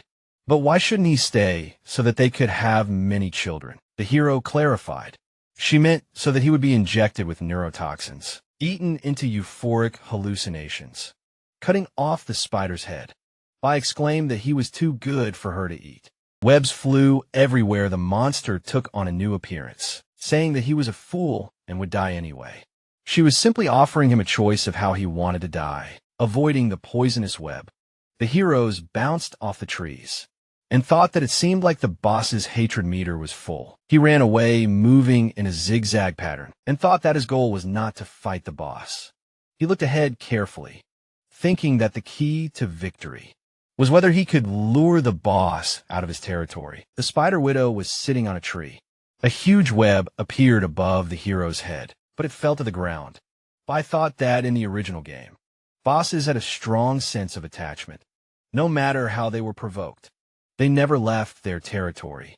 The spider quickly moved its pincers and shouted. Where was the former assertiveness? Or did he understand how strong she was and became a coward? So he quickly ran away. The hero thought that he had led her to the border of his territory. Would it really be the same as in the game? The monster turned around and walked away, saying that this was not fun. Cowardly males did not interest her at all. The guy thought that everything was not so simple. If hatred did not touch her, then he would try to seduce her. Smiling and pointing his finger, Bai asked to stop and asked if she did not want to know what he was planning. Their leader ordered him to deprive her of silk. Her silk is good material for equipment, and besides, they are not far from the camp with these men who are bigger than him. He is not afraid of her at all. The spider asked again 3 strong males. She followed the fleeing hero, shouting that she was absolutely delighted. She would have many children. Let him take her now, or she would kill him on the spot. The hero thought that it was ready. He was right. The world corresponds to its original setting. Well, as they say, you just need to find the right approach to everything. So you need to hurry looking ahead. The guy thought that he could rely on his knowledge of the game and his brain to do things that he could not do in the game before. And whether the world really works like this, the first thing he needs to do is get his hands on new accounts. He knows how to do it. Many red spider monsters lay ahead. The heroes ran away from them. The guy asked how Bai came up with this plan. Damn genius, Mina shouted for them not to be distracted. The mercenary camp is already close, and according to the plan, they must get close to the camp and then use items to divide the crowd of spiders into 4 parts. She presented a diagram with arrows, saying that the key to success was to surround the mercenary camp from 4 sides so that they had nowhere to run out. An incredibly dangerous thing, but with the help of Bai, it could be done resolutely. Looking forward, the girls said that they must work together and not waste the items received from Bai, a huge mass of spiders, divided into 4 parts. Catching up with the heroes who ran to the side, the guys lay with their mouths open. Words were heard that they found this when they came to replace them. These 2 were killed quickly and without sounds. Who attacked their people? They already investigated this place. There is no one here. Did some kind of beast do this? The blonde man crouched next to the body and said that this was a wound. It was not a beast. Someone pierced him with a sharp dagger. The comrade was surprised, asking who. Is it possible that the girl and her minions actually survived and are taking revenge? Hades frowned forward, saying that there was no one like this woman's class of weapon and assassin skills in the group, and wondered if they were. Then a man with a wound on his leg appeared from behind, saying that monsters had invaded that camp. The man held his wound on his body, shouting that spider-like monsters were advancing from all sides of the camp. They could not break through. Only because he was patrolling the outskirts of the camp, he managed to get out and report it. But for a moment, he thought he saw a woman. But then she immediately disappeared. Hades turned around in shock, asking what he said, and thought that the woman really escaped. But this is impossible. What is going on? Explosions occurred among the tents of the mercenary camp. Words were heard that they needed to run. There were too many spiders to kill. The man was pinned down by the monster and screamed for help. The spider grabbed him with its pincers and devoured him. Maxwell attacked the enemy, shouting that he hadn't even had time to zip up his pants, and they were already attacking him. What was going on with these spiders? Kara asked. If the intelligence hadn't said that the nests were far away, why would they attack them? Yuri replied that he didn't know why the boss hadn't returned yet. They couldn't hold him off for long. There were too many of them. The hero smashed the monster with his fist shining. A cry was heard that the boss had returned. They were saved. Yuri raised his fist and demanded that the boss lead him in the fight against these damn spiders. His comrade cursed, frowning. Hades said that they weren't that simple. They lured the spiders into the camp, and they had no chance. Let them grab all the money and run. Kara asked in surprise, what about the other mercenaries? The boss turned around furiously and said that the mercenaries should hold the sword. As long as they are paid, and as long as there is money, there will be plenty of it. The comrades ran to the building, shouting that they understood it was cold-blooded enough. They were right as long as there was money. Suddenly, a huge spider appeared in front of them. The guys looked at the fallen coins, shouting that this was their gold. The widow of the red spider with red eyes shouted that the boy was right. There really were many strong men here. She would be able to lay many eggs again. The bodies were entangled in webs. She shouted that they would all be her food. The heroes jumped back from the green poison. Hades jumped back, saving himself from the attack, and heard that it was about him. That the boy was talking, he was that same male. It was for him that she pulled the threads out of her cocoon. Now that she took the initiative into her own hands. All he does is run away. The man frowned, thinking that the boy was behind all this. But why did he do this to them? He is one of the princess's people. No, if the princess knew such a powerful man, she would not have asked them for help. What is going on here? The fingers grabbed the leg. Yuri held the leader's leg, screaming that he did not want to die and begged for help. The leader helped him up, and the boy said, "Thank you for not abandoning him." However, Hades coldly threw the boy into the spider's mouth. He rushed to run away, thinking that he could not fight without knowing what he was planning. So he needed to run while fighting the spiders. He thought that using the crowd as cover and his speed, he could escape. It was a pity that his money was gone. The people were happy that it was the boss. They thought they were saved. In the darkness among the branches, the man cursed. He ran through the dark forest, thinking that he worked so hard to form this team, and now it was destroyed. He can't believe it. But at least he still has the most important necklace. As long as he has it, he has a chance to start over. The guy noticed a figure in front of him and recognized her. It was a girl with long hair. He thought it was the princess. She really was behind all this. She managed to survive this time. He will not leave her a chance. Hades crossed the sword over the girl's figure, which became transparent. He was surprised to see the projection device and asked, "Is this deep space technology? How can this be? Where did this woman get such a first-class item?" By who was standing behind him, brought the blade to his neck, and said that it was more complicated than he thought. The opponent turned around. Parrying the blow, his fist was shining. He asked, "So he arranged all this? Is it all because of the necklace?" Laughing wildly, he said that he was too cautious. He didn't know that there was a level 10 assassin behind all this. He admits his trick was mostly successful, but he made a mistake at the very end. Attacking him openly, the man quickly approached, shouting that he thought he could defeat him in a one-on-one fight. Shining Fist smashed the trees, and the guy dodged by, landed behind, and the opponent thought that it was speed and agility. Could he really only be level 10? The hero said that if this plan was only designed to end up one-on-one with him, and they would just do it and see who would be stronger in the end. The blonde stood in front of him and asked, "Is he trying to kill him alone? Then he is missing his best chance. Why didn't he hit him back right away?" The hero replied that his class's passive trait was immunity to backstabbing. He would be stunned and at a disadvantage if he did that. Hades' hands were blazing with bright flames. He said that it was interesting. He was low-level, knew a lot. However, he overestimated him since he was the one getting involved in this. The guy attacked with a fire paw and shouted that he should let him die a horrible death. Bright rays of attack flew out. He continued that this was to compensate for the regret he felt. I dodged the bright attacks. The opponent shouted that hiding was useless if he knew so much. You should know that elemental rangers are the sworn enemy of stealth. Slayer the hero thought that it was a fact. Stealth and backstabbing were no match for the speed of an elemental ranger. Bright rays broke the trees.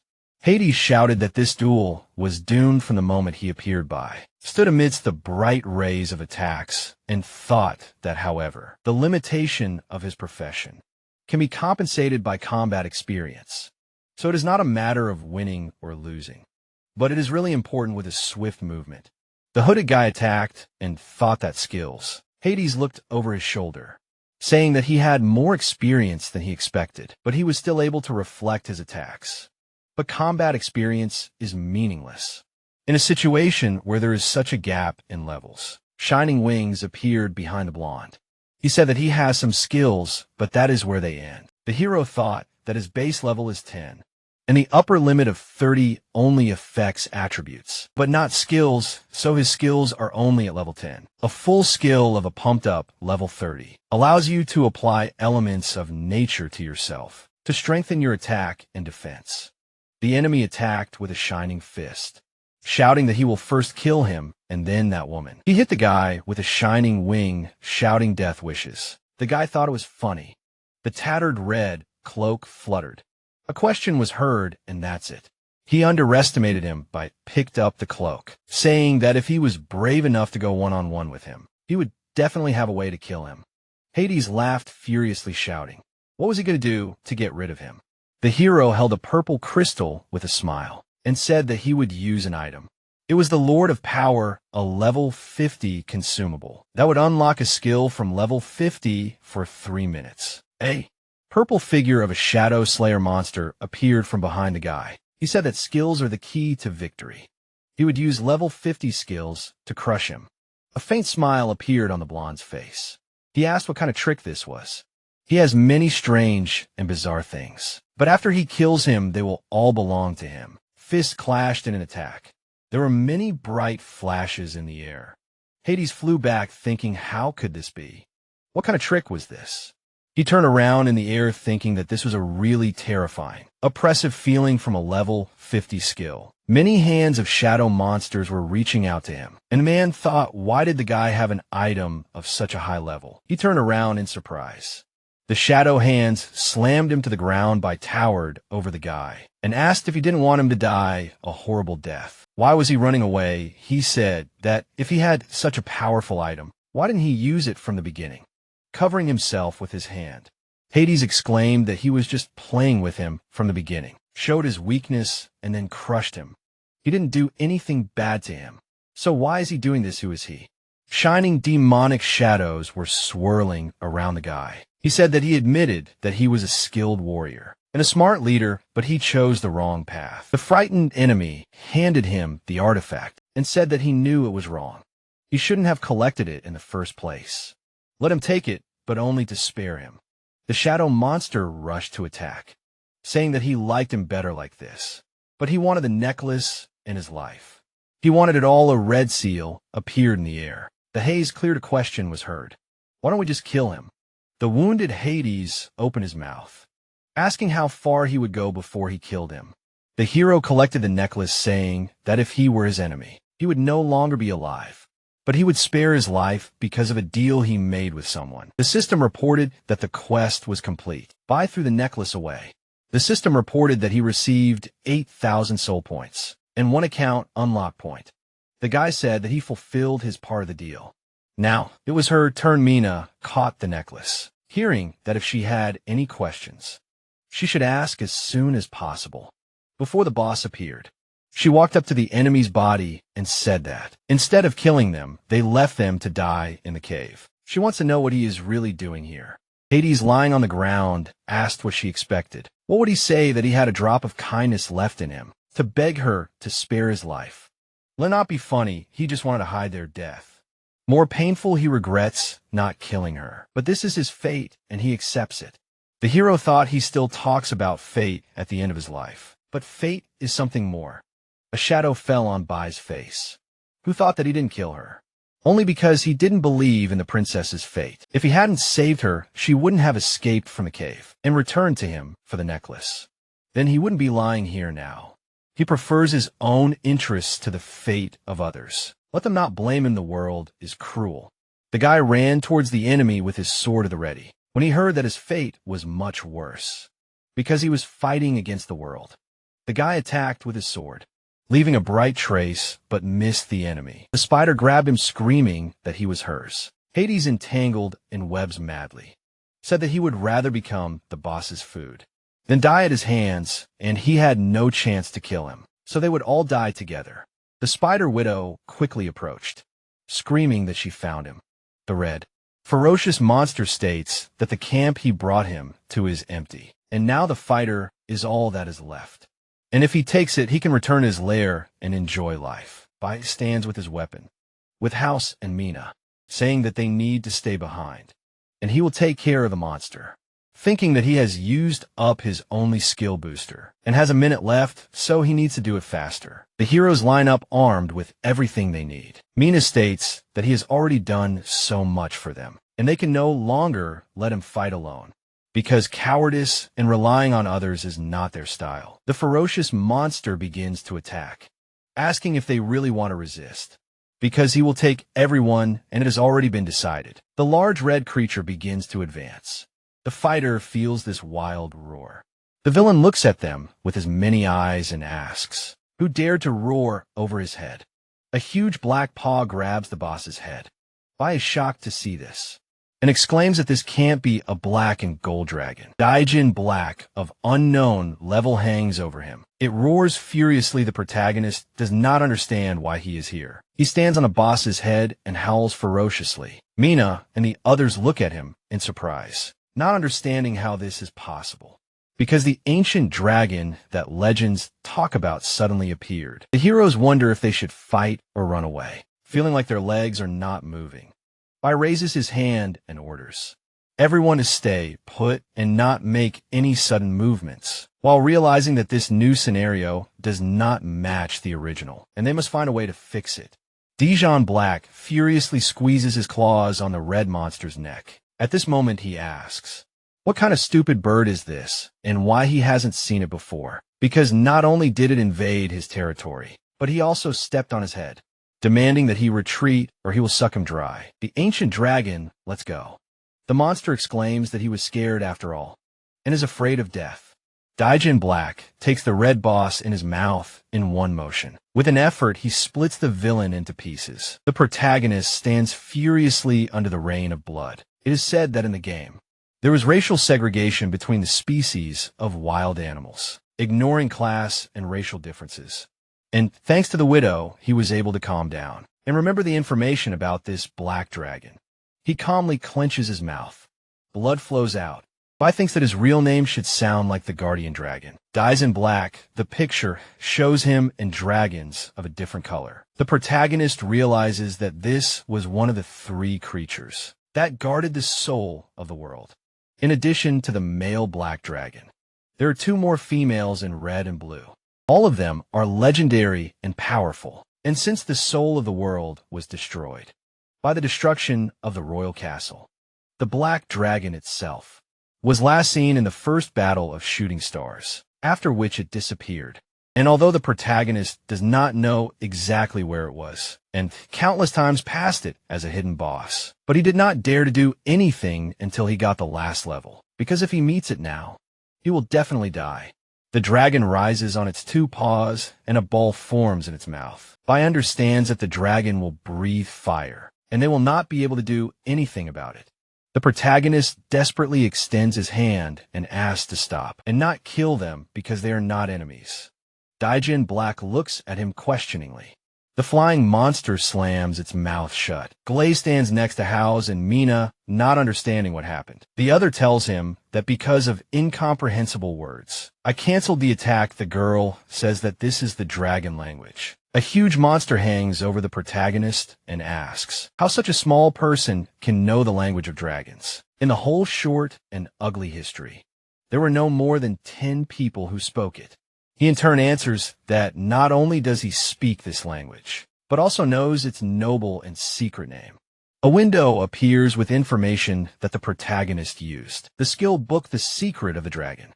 The frame shows the characteristics of the item. The description sounds like, listen to the whispers and teachings of the dragon, and reaching the perfect resonance often, you will gradually begin to understand and sound like him. Then it says that you need to use the skill book. to learn the language of dragons. Although there are no restrictions, it requires a high level of intelligence, since if you mispronounce even one word, you can turn into a smoldering coal.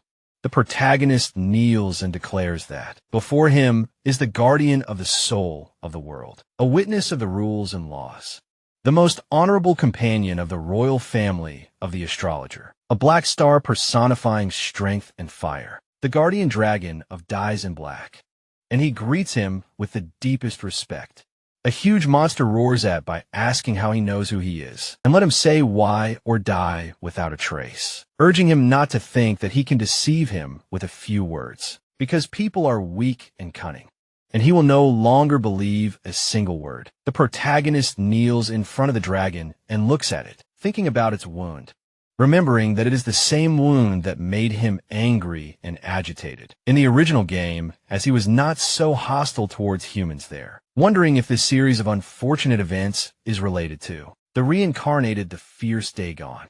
Black calls for him to speak or he will die right now. He asks him not to be angry, as he would never dare to lie to him. Black points to the girl and states that he knows about the dragon because he served the last descendant of her clan, who has a deep friendship with him.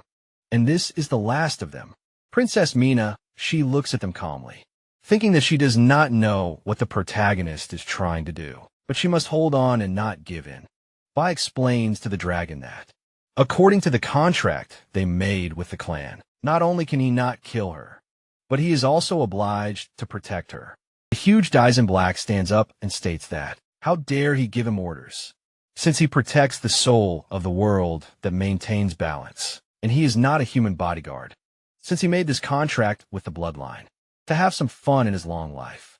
And besides, the contract ended when he was destroyed. He stomps his mighty paw nearby and shouts that he has found someone, and claims to be the last representative of the royal blood. The huge monster roars at him, stating that he has lost patience, but is giving him one last chance to prove it or die. The protagonist picks up the jewel in his hand and says that he found it, and asks to take a look. He holds it and says that only representatives of the royal family are worthy of having this necklace.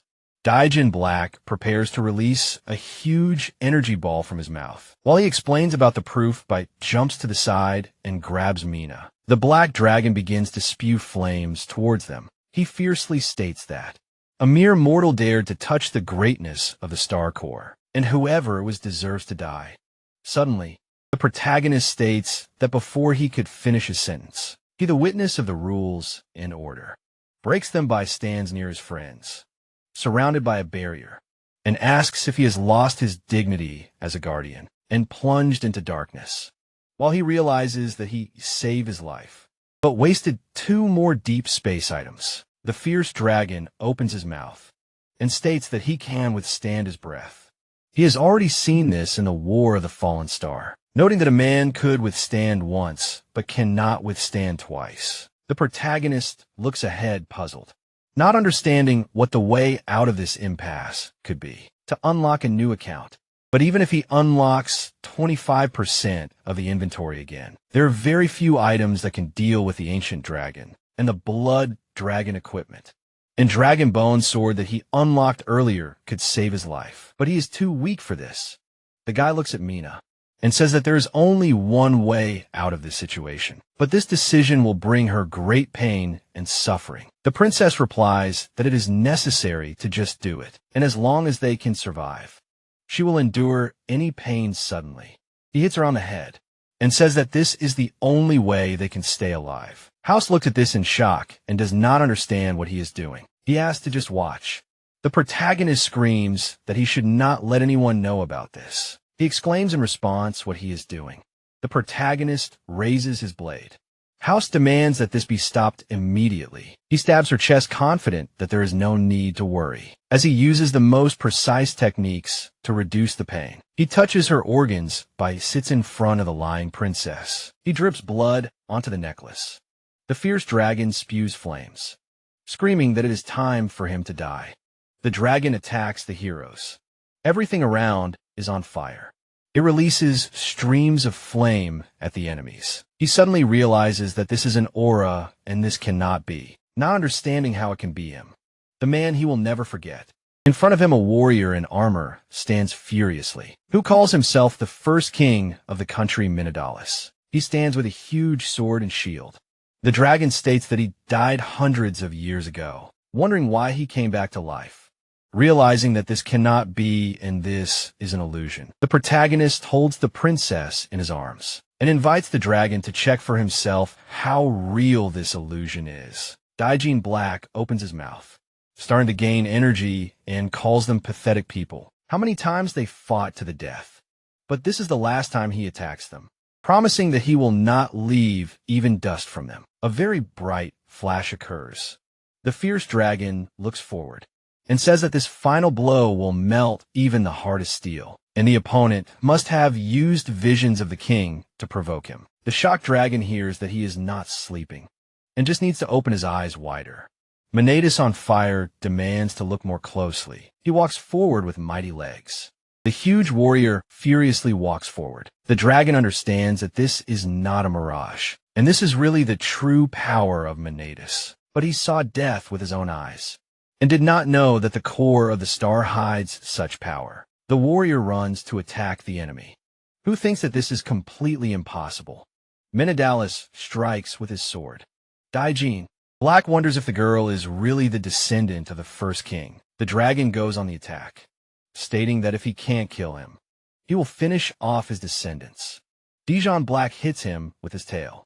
The protagonist wonders if this is a deflection, explaining that a deflection is when the opponent is about to strike. One must use skills to deflect the attack and make the opponent freeze for a short period of time, greatly increasing the power of the next attack. The heroes watch the fight in surprise. House does not understand how such a huge body can use such a complex skill. Clay exclaims that he only read about the first king in old books and unbroken statues, but never knew that he would be able to see him with his own eyes. Tegu states that this is too much, and his hair stands on end. Bai watches calmly and thinks that the power of the first king is beyond doubt. But neither people nor kings are perfect, and it is better to end this battle before it becomes apparent. The huge dragon raises his head up and does not understand why it is him again. He looks at Minotaurus and thinks why after hundreds of years. The dragon watches him calmly,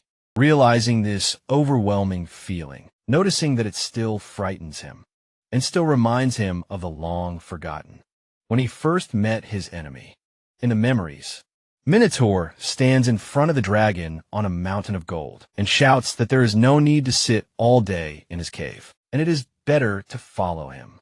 Introducing himself by name, the king of people, he invited him to become a companion in protecting the world. Dagon Black did not understand how a man dares to appear in front of him and speak so arrogantly. The king began to fight him. He declared that the man would die, remembering that the dragon was only 100 years old when he became an adult. He could not imagine that he could be crushed by a simple man. Defeated, Daijin Black lay on the ground and offered to kill him because he lost and will never obey human orders. The king strikes with his sword, declaring that then he will have to endure torment, unbearable even for a dragon. The monster held back a roar, while the king asked if he was afraid of death, intending to give him one last chance at life. Manhwa calmly stands before him and says that he can hate and resent him, and one day, when he feels strong enough, he will be able to fight him again. But before that, he asks for help. A large dragon flies over the people. The king sits on top of him. He remembers that the man was very confident, because people only live for 100 years, and even if he cannot defeat him now, after a while he will kill him. So he will wait. The dead king lies on the battlefield. The dragon remembers that even such a strong man as Manhwa died in the first battle for the city, and the monster was free, but most of all, he regretted that he could not kill him himself. The dragon looks at his opponent and does not understand why. After hundreds of years, he still cannot get rid of his shadow. The tip of the king's sword flies towards the enemy. It splits the ground around it, leaving deep cracks. Manhwa stands before Daijin Black, who realizes that he still fears him and respects the great man. He roars at the enemy, thinking that he should stop this, wondering why he reminds him of his own weakness and why he does not let go, even after his death.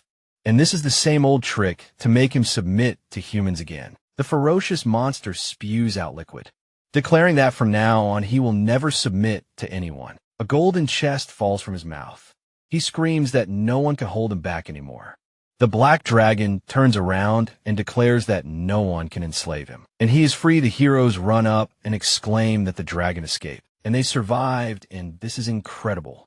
Glay asks by why he did not just kill the dragon with the last blow. They look at the huge Manatus. The protagonist explains that he couldn't do it, because the first king summoning is not perfect, so scaring away was the best he could do. While realizing that, the black dragon has not fully recovered from the first battle, and its mental state is questionable. The king begins to evaporate. Bai thinks that the current level of the first king's princess would not be able to suppress the black dragon in a short period of time. The pop-up windows say that players who defeated the guardian dragon received 40,000 soul points and received the following items. The picture shows an ancient treasure chest with dragon saliva. It says that this box of jewels was eaten at one time, and no one knows where it came from and what it contains. A blessing or death Daegu stands next to Glay and states that he has gained 2 levels in a row, but he is not happy about it all. His partner states that when he sees something more powerful than he thinks, he must feel so small, but this is not the case at all. House sits in front of the lying princess and states that now is not the time to talk, asking if she is okay and why the star core is still not working. He replies that the princess is physically fine, but due to mental stress, she will wake up in at least 10 days. The protagonist holds her head and states that the star core contains a power incomprehensible to humans. And to activate, it requires the blood of the royal family. And for her safety, they must remain silent about what happened. Otherwise, the strong-willed princess will risk her life again. Mina is lying on the ground. Bai says that he did it to survive, and he is sorry. House asks him again why he is sorry. Because he did it to save them. And they will remember for the rest of their lives that they survived the fight with the black dragon. He replies that the princess volunteered herself, and she is stronger and more fearless than he can imagine. The fighter claims that she is worth following until the end of days. The protagonist looks at the chest and says that it is time for them to leave this place. The picture shows a smoking box. House says that they can't just leave it like that. He exclaims that it looks like a high-class box, and there must be something valuable inside. He is asked again if he didn't read the description, blessing or death, wondering what it means. The protagonist looks at it and states that it could be a trap, while thinking that it never appeared in the original game, not understanding what could be inside. Bystanders with 1 foot on the chest.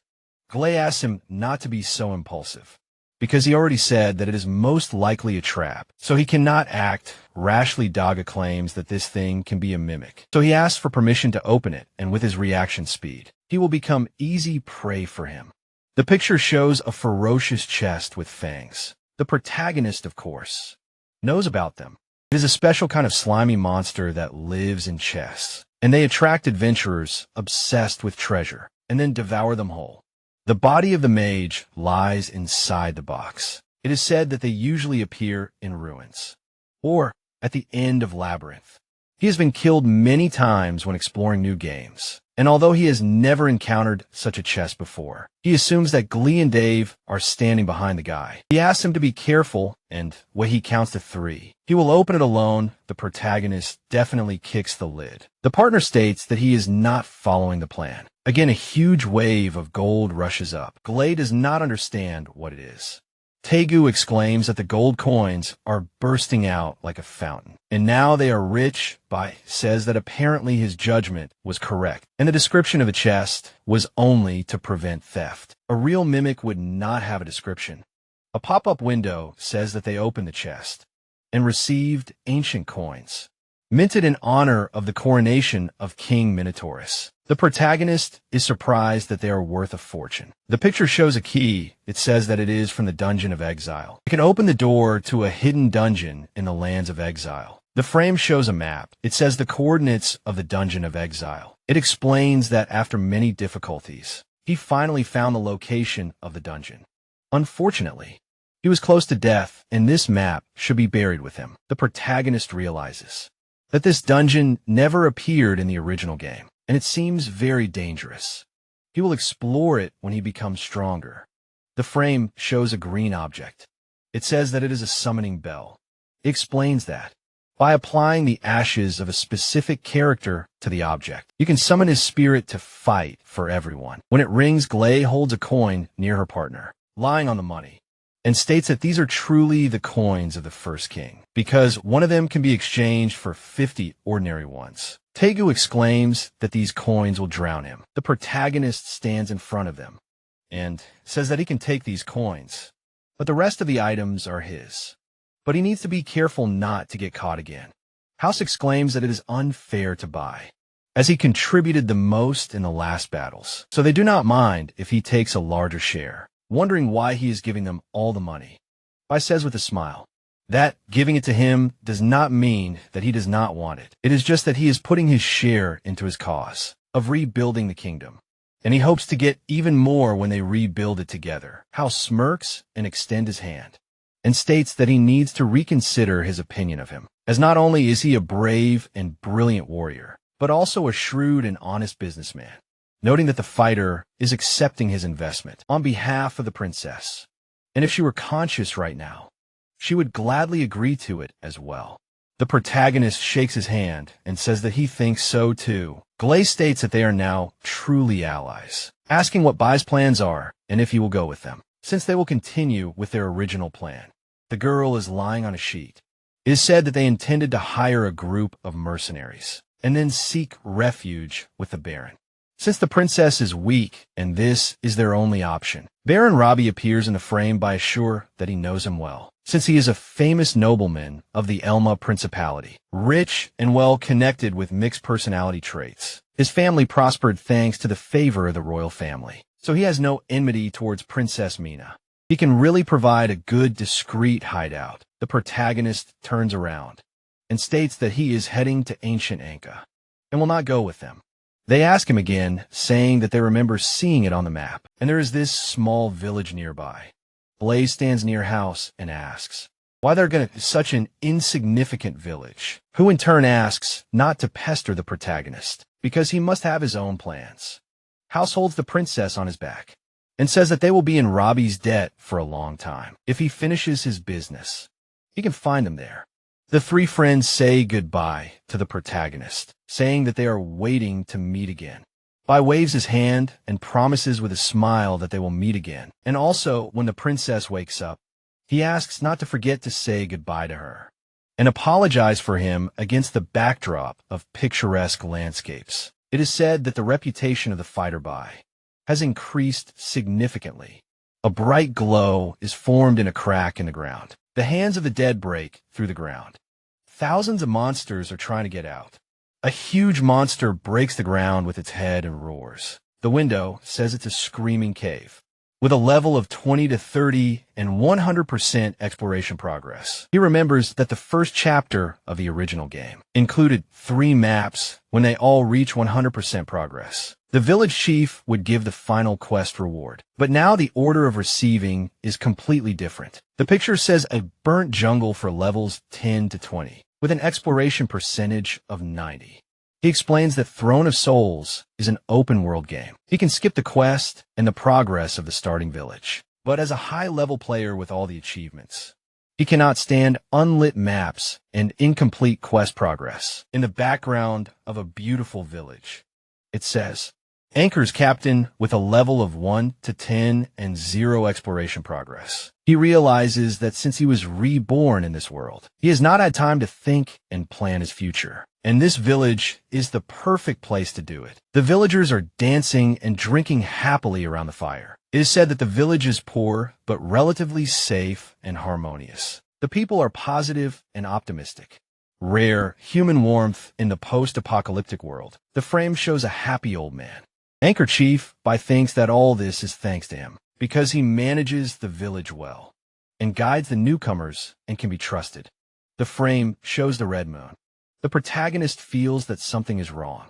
Bai walks through the dark and forest and feels that something is wrong with the environment. because there are no sounds of insects or birds, not even the usual noise of the villagers gathered around the fire. At night, the protagonist continues his way among the red trees. He thinks that the road leading to the village is more abandoned and destroyed than he even remembers. But suddenly he hears someone scream. He turns around and is puzzled to realize that something happened in the village. He starts running against the background of the red moon and declares that he needs to quickly find out what happened. At night, in the middle of a dark forest, someone is reading strange prayers. Priests surrounded a tied man. One of them asks why he ran away. Because he left his parents, and he needs to give up fear and accept ascension. His ideal purpose, he groans in pain. His mouth is taped, his arms and legs are shackled. He tries to scream. The man in the suit points his finger and says that the time has come, and it is time to begin. His partner at this time agrees with him. They try to hold the frightened man. One of the priests holds a container in his hands. They pour a white liquid on the hero's stomach. An unknown insect sits on top. It begins to growl fiercely. The frightened man looks down and sees a small monster on his body. At this time, the unknown continued to pray. The insect furiously bites into the flesh of the poor fellow. He tries to scream in pain. His veins swell, his eyes turn red. A blade flies rapidly through space. He stabs an insect that is eating the flesh of a tied-up man. The impaled monster flies away. The priests turn around in surprise, not understanding who is here. The protagonist stands with a knife and declares that he should be the one asking who he is, wondering what exactly happened in Anka.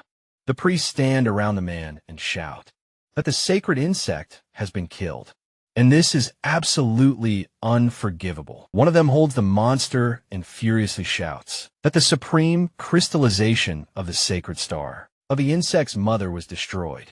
And this is his sin. The other replies that it was not him. It was that damn stranger, the blasphemer, and he is an unforgivable sinner. Bai looks ahead and thinks that there was no mention of any of this in the game, but such creatures did exist.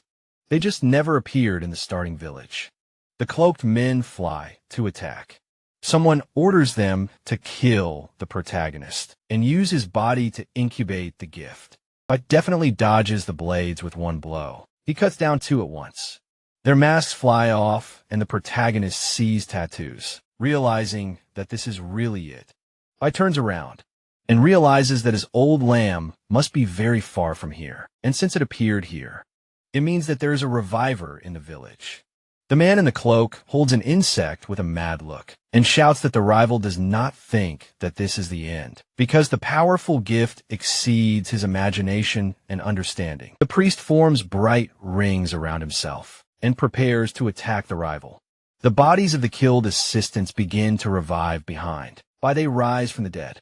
Various limbs crawl out of them. The protagonist realizes that this familiar transformation occurs because of the very thing, namely the parasite of deep space spread. The converted monsters begin to growl furiously at the protagonist. The priest exclaims that this is the true form of ascended people, and it is so beautiful and strong. A crazed fan holds an insect on a string and declares that it dared to stop the glorious ritual and therefore must die. Mutated humans spew powdered neurotoxins from their mouths, a signature spreading ability. The protagonist shields himself with his cloak from the attack, realizing that when inhaled, they cause powerful hallucinations, leading to rapid deterioration of both body and mind. The protagonist turns around and sees the paws of a monster. The ferocious mutants attack.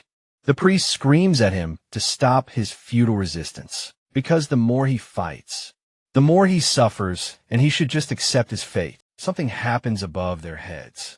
The hero in armor and with two blades flies at them, asking who their leader is. The mutated humans begin to hiss. The fighter cuts them, asking if they really do not want to talk. He stands furiously in front of the fallen mutants. The priest does not understand how he was able to kill two with one blow. He in turn gives one last chance, asking who inspired them with this so-called ascension. The frightened servant does not understand why he should tell him, because he will die for provoking his village. The hero understands that. It seems that even with the support of the spread, the available intelligence is at the level of the starting village. He pierces his head with a dagger and says that there is no point in leaving him alive, demanding to delete the account and start over. The notification says that the player received 180 points, an talkative mutated insect. The picture shows an insect.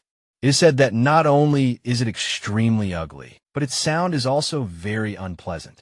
A summoning item, a kind of strange creature. Vibrating sound waves emitted by its tail can irritate certain parasites hidden in a living body. Forcing them to come out, the protagonist turns to the mutants and realizes that if the leader is a reviver, then why would he risk bringing the spread to such a low-level village? In a large blue container, an embryo is visible. It is said that the deep space parasite comes from an unknown alien parasite larva, brought by the ships of the Deep Space Vanguard. And after the ships crashed, the larva escaped and merged with various species of this world, causing an uncontrollable disaster. The picture shows an insect. It is explained that the spread can attach to plants, insects, animals, humanoids, and there are 3 results of symbiosis with the host. The frame shows a purple animal. The first is described as the impossibility of coexistence, and the host dies immediately.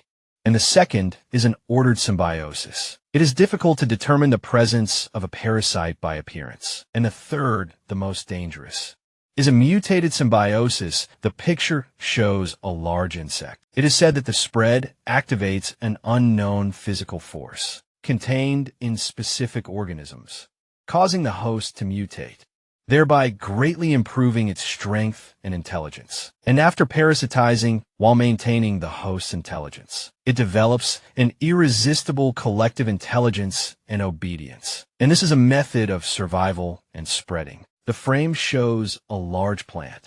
The protagonist explains that there is one cult, worshipping it in the original game. But is the sacred star the insect's mother? Is the main body? Or is it something else that it has attached itself to? The servants worship it. It is said that, judging by the progress of the original game, it is possible to reach the map where the spread is located only by the 3rd act and beyond, and apart from the reviver, which is the cause of the changes. He cannot find another logical explanation. The man in fear holds his head and demands not to approach him, and begs not to kill him because he did not receive ascension. The protagonist remembers this boy. He looked at him with a happy expression. He remembered that in the original starting village, he was an NPC who followed him like an annoying fly. He was a cheerful child with high potential. The boy at that time exclaimed that Bai had once again completed a high-difficulty quest alone, and he really admired his older brother. He trained with a sword and walked with boars. He shouted that he wanted to become as amazing as his older brother. He said that he killed wild animals himself. And this meat is for today's dinner, and wonders if he really became amazing. The protagonist is wondering what happened to him. The protagonist sits next to him and asks him not to worry, because he will not kill him. But he must tell him who is behind this. He shouts that it is the village chief. He became a crazy monster and made everyone crazy. The boy, horrified, states that everyone who resisted him was either killed or sent to the dungeon to await their death, noting that his mother is there.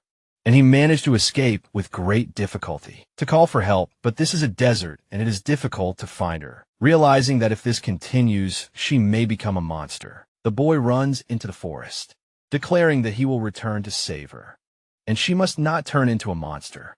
Bai, at the same time, put a marked rune of the middle level. It is written that this is a consumable rune that can mark the location of the target, and within an hour the target will not disappear from sight. The protagonist calmly stands against the background of the red moon and realizes that the kind and friendly anchor chief actually destroyed the village to which he dedicated his entire life. He does not believe it, realizing that he cannot judge a book by its cover, because he needs to thoroughly investigate and find a real leader. The pop-up window states the main story mission: solve the problem in the village, clean it up, and restore peace. The reward is 1 unlocked account. Bai stands in front of the abandoned village and realizes that the situation is much worse than he expected. He remembers his old life and realizes that this place, where it all began, left him with a rare sense of warmth. Now, in place of the fires and the dance floor, skeletons and unknown cult flags are visible. The the main character in armor, declares that he will not let him plunge into darkness. In the room, someone is indignant why he cannot break this castle. The sword hits the chains. The boy with a bloody hand does not understand why he is so weak, because if he cannot even break it, then how will he save everyone? The mother in the cage asks him to forget about them, because they can no longer be saved. But he still has hope, and needs to run as far as possible from this hell and never return. He in turn does not agree. The boy furiously declares that he cannot abandon them, and will definitely save them all. He swings his sword, realizing that he will do it even if he has to sacrifice himself. His blade is stopped by a hand, stands in front of him, and declares that this castle is enchanted with magic, and it is useless to continue breaking it, because if he wants to save them, it is better to listen and follow his instructions. The boy will recognize him. He closes the door with himself and asks why he is here, suspecting that the protagonist wants to destroy everyone in the village, shouting that he should leave this place as soon as possible, because no one who came to the village came out alive. Bai throws away the sword and thinks that the Alina Principality knew what was happening, and sent someone he declares that he has nothing to do with them, and one can say that he is just a passerby who returned to his native place, who could not ignore the anomaly in front of his eyes. The boy asks again why he did not see him before. Bai looms over him and says that it doesn't matter, and there is no time to waste, asking him to tell him where the gathering place of the mutated humanoid insects is. He shouts that he means the exalted people, saying that their gathering place is somewhere under the village, but he does not know the exact location. Bai looks at him and asks again if he really does not know, because then the situation becomes complicated, and even if he lets everyone leave, they will not be able to survive for long. The boy exclaims what should they do, begging him to save them. The protagonist stands in front of the shocked boy and states that the only way is to use him as bait, to lure them out and let them take him to the shelter. The mother behind the door fearfully states that those who were taken never return, and this place is an evil abyss. She turns to Bai and begs him to forget about them and run with his son, because he is still so young and should not die in this hell. The boy confidently shouts that he will do it, because he has seen what he can do and believes in him. I think that his tenacity has not changed even in this hell. The protagonist confidently turns around and says that his performance will determine the fate of everyone, and he needs to act according to the instructions. The boy takes the sword and agrees. The priest leads him to the dungeon and asks why he is here, and where are the people he sent for him. Deer angrily asks Dina how he did not ascend, and why he continues to reject the goodwill of Anchor Chief, because he had high hopes for him. He objects that he actually destroyed the entire village. The tentacles reach out to the boy, who shouts that he does not care about his goodwill.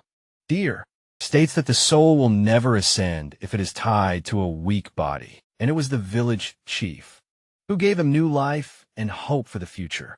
The villain wraps his tentacles around the boy's body and screams that he has been disobedient and stubborn since childhood, and he really does not understand why Anchor Chief values him so much. The mother screams for him to stop, claiming that this is his son, not understanding why he is doing this to him.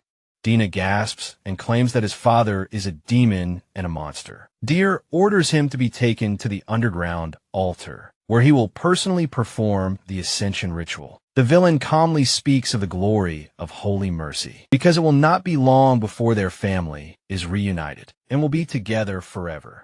The monsters lead him through the ruins. They walk through the dungeon.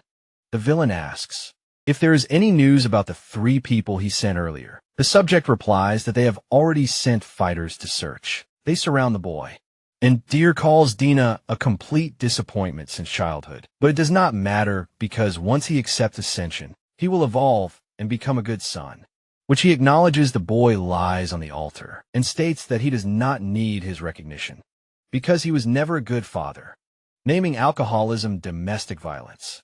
And now he helps Anchor Chief in harming the entire village. He replies that this is why it is necessary to ascend, because the Holy Star will help them become better organisms. The villain and his wards are surprised by something.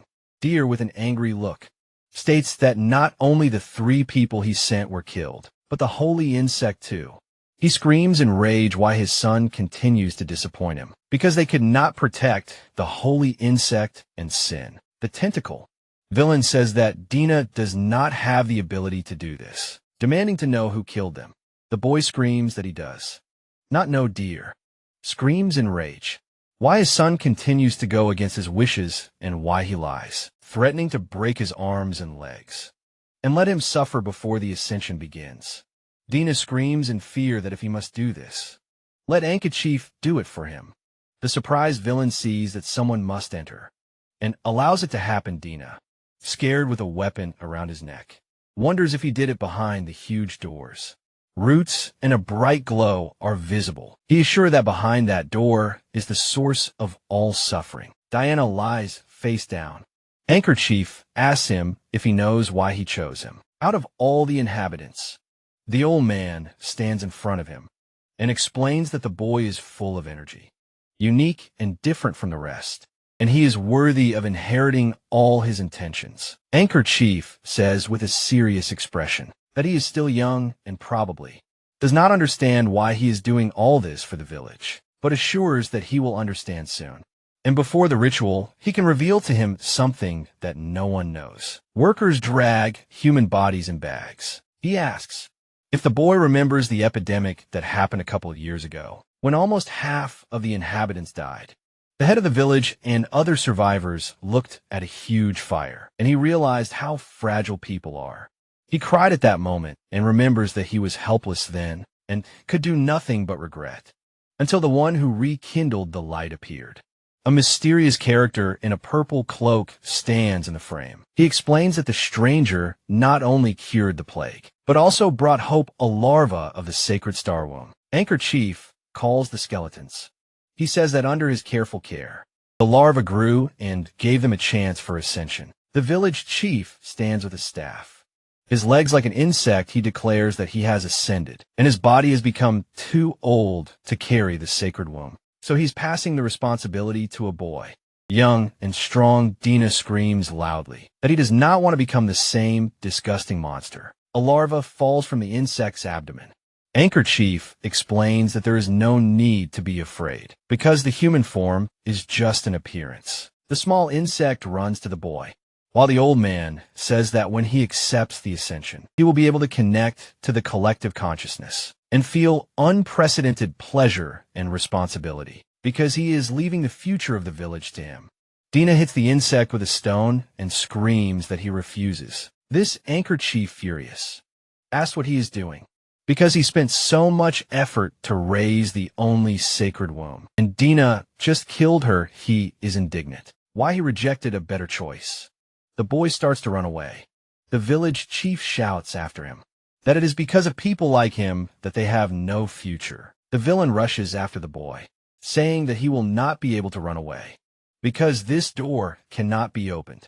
Diana, in response, declares that he did not intend to run.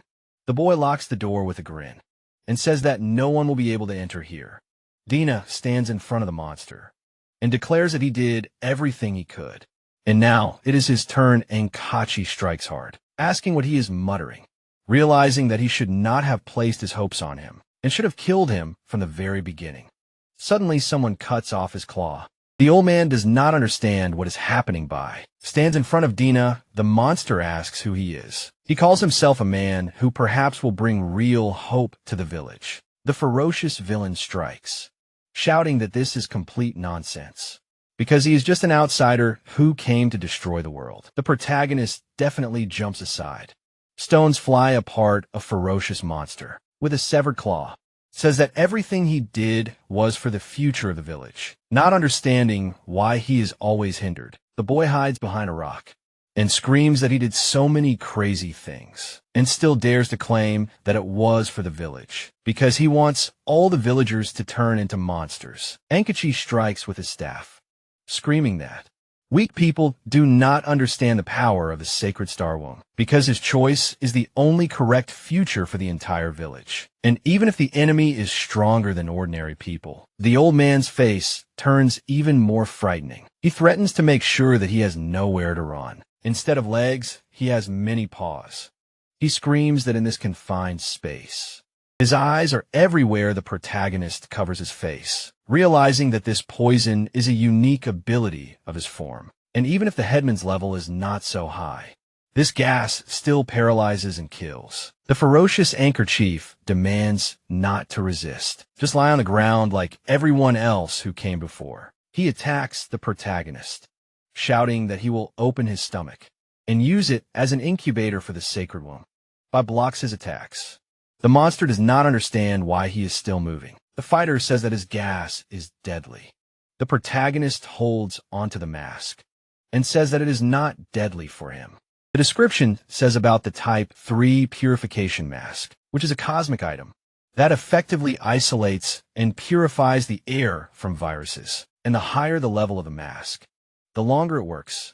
He understands that it is good that of all the items he has left, he has the necessary thing to fight the poisonous gas. Dina in the Type 1 purification mask. He realizes that after putting it on, he immediately felt relief and the pain disappeared. And it is simply amazing the rivals continue the battle. The old man does not understand why he is still moving, because his poison has never failed, asking how he can be immune to it. The protagonist, with a serious look, realizes that the headman has finally gone crazy, and the man he knew before is no more. A memory appears with Anchor Chief and other residents, and the lying by. The people demanded that the stranger at the gate be driven away, because he is dirty and ugly. But the headman ordered to take him to the village and give him something to eat, because meeting a stranger in this wilderness is a rarity, and it is not worth leaving him to die. They object that they do not have extra food to share. The headman ordered to give his own portion. The cheerful old man sees a cart with wild boars and asks if he really brought so much meat to the village, saying that he gave them hope and energy. And the headman was not mistaken when he decided to help him. The old man sits on a hill near the protagonist and tells them that his ancestors have protected the village for centuries, but he is too weak to bear this burden, clarifying that perhaps these are his senile fantasies, but he would not like Bai to stay and continue to protect them. Anka Chief bids him farewell with a kind look, asking him not to pay attention to his previous words, because a real man should strive for great things, and he cannot be locked within these boundaries. The old man tells him to go, because the world is big and he has the power to soar above it. But his only request is that he becoming stronger. Sometimes remember the small place where it all began. The protagonist furiously cuts the monster's flesh, realizing that he can now see him off on his final journey. After a strong blow, the monster screams that he cannot die now, because no one can protect the village. The almost killed old man declares that he still cannot. The protagonist, in armor and with 2 blades, says that he has already sacrificed everything for the village, and it is time to rest. The monster takes his leg and says that he does not understand him, and there is no need to pretend. A bright glow is visible on the old man's forehead. The protagonist also feels it. Memories of the adventures of Bai and Anka Chief arise. A stranger in a golden mask and a purple cloak asks if he is really afraid, because his relatives and half of the locals have already died from the plague, and he has nothing to fear anymore. Human warmth is too weak. But this holy insect can change the fate of everyone, including him. The old man lies on the altar. He declares that he does not believe the words of the reviver, but this is the only way and he will take the risk. But if the so-called right does not go well, he will end it without hesitation. Anchor Chief raises his hands and screams that it hurts. The guy in a mask answers that the first stages of ascension bring unbearable pain, but as soon as he endures it, he will feel incomparable happiness and strength. The protagonist holds his head and understands that his consciousness has momentarily connected with the headman, which means that it is all because of that reviver. The old man at this time declares that the guy apparently does not understand anything. He lies on the ground and claims that all destinies have a past, and unfortunately the world has already completely changed. He inflicts damage on himself, saying that if he is not destined to change the future of the village, then for the sake of the previous relations. The old man looks at the protagonist and asks if he can protect her. A purple crystal is visible in front of Bai. Anchor Chief's health is at 0. A notification appears that the player defeats the boss, and 18 soul points are received. The picture shows an old rusty key. It is written that it is kept by the village chief and can open a secret door.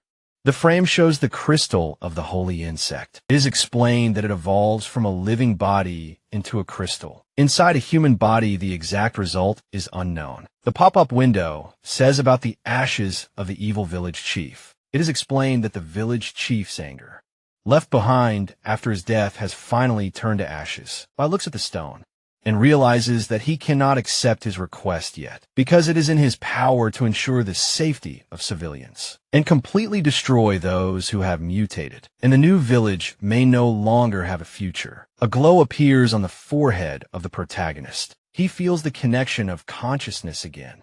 He sees an image of a cave underground. Roots rush into the hole. He does not understand how such a huge underground cave could be. In this deserted village, the crystal shines in front of the stranger. Bai talks about a fragment of the soul of the world, not understanding how such a large object could be there. The masked stranger says with a grin that the old man has finally died, asking if the protagonist wants to know his secrets. Because Bai is an unusual person, and if he is not afraid of death, then he needs to go. The protagonist looks ahead in surprise. He takes off his mask and realizes that in this case, he definitely cannot miss the enemy. But the unconscious vision did not show the exact location of the person. In a fragment, he wonders how he can look for them. Deer ran out to the ministers and says that the village elder was killed. It is necessary to ring the bells and gather everyone, because they must destroy the criminal. A huge bell rings loudly on the tower. Sound waves spread for kilometers. The character says that it looks like someone arrived in the village before them. The girl with black hair says that it does not matter who came first, because they can no longer be saved. And following the orders of the church, it is necessary to completely destroy the village, leaving no survivors. A group of women in suits look towards the village. They're the combat corps of the Rose Nuns. The girl sees monsters and calls them intruders. The monsters rush to attack. She gives the order not to let them approach the village. The heroine looks at them and realizes that they are mutated insects. She is not surprised that this smell is getting stronger, and that is why the people sent by the church never returned. The corps members skillfully fight the monsters. They use magic and firearms. Among other things, the monster flies at the head of the corps. He shouts that their strength is not at all like that of the previous intruders, but they are not afraid. She, in turn, notices that he attacks, but does not run. She goes forward, calling red chains around herself, and says that apparently, in addition to ignorant and fearless insects, secrets are kept here that they do not know about. The girl understands with a smile why this village is important to the church, because there must be deeper reasons. Against the background of the red moon, she wonders what secrets it hides. The protagonist stands by the purple cloak lying on the floor. He says that all the events that happened in the village are now clear, and the village chief's family seem to have protected the village for generations. But in reality, they were guarding a fragment of the world's soul buried underneath it, and due to their lack of knowledge, they simply guarded it as a secret and an object of faith, not realizing the enormous power hidden within it, and not knowing how to use it. The protagonist imagines the stranger with the insect and thinks that the reviver knew, because he not only accurately determined the location of the fragment, but was also able to use its power to strengthen and manipulate the inhabitants. And the system said that each reincarnation person has their own unique secrets and abilities, no matter what their specific abilities are. The fragment should never be given into the wrong hands. The picture shows a bright crystal. It is said that it is one of the 3 supreme treasures of this world. It contains a power that surpasses understanding and has no equal. Not to mention that the large fragments it broke into became the basis for 8 countries. Even contaminated fragments the size of an ice cube can be worth a lot, and the higher the purity, the higher its value.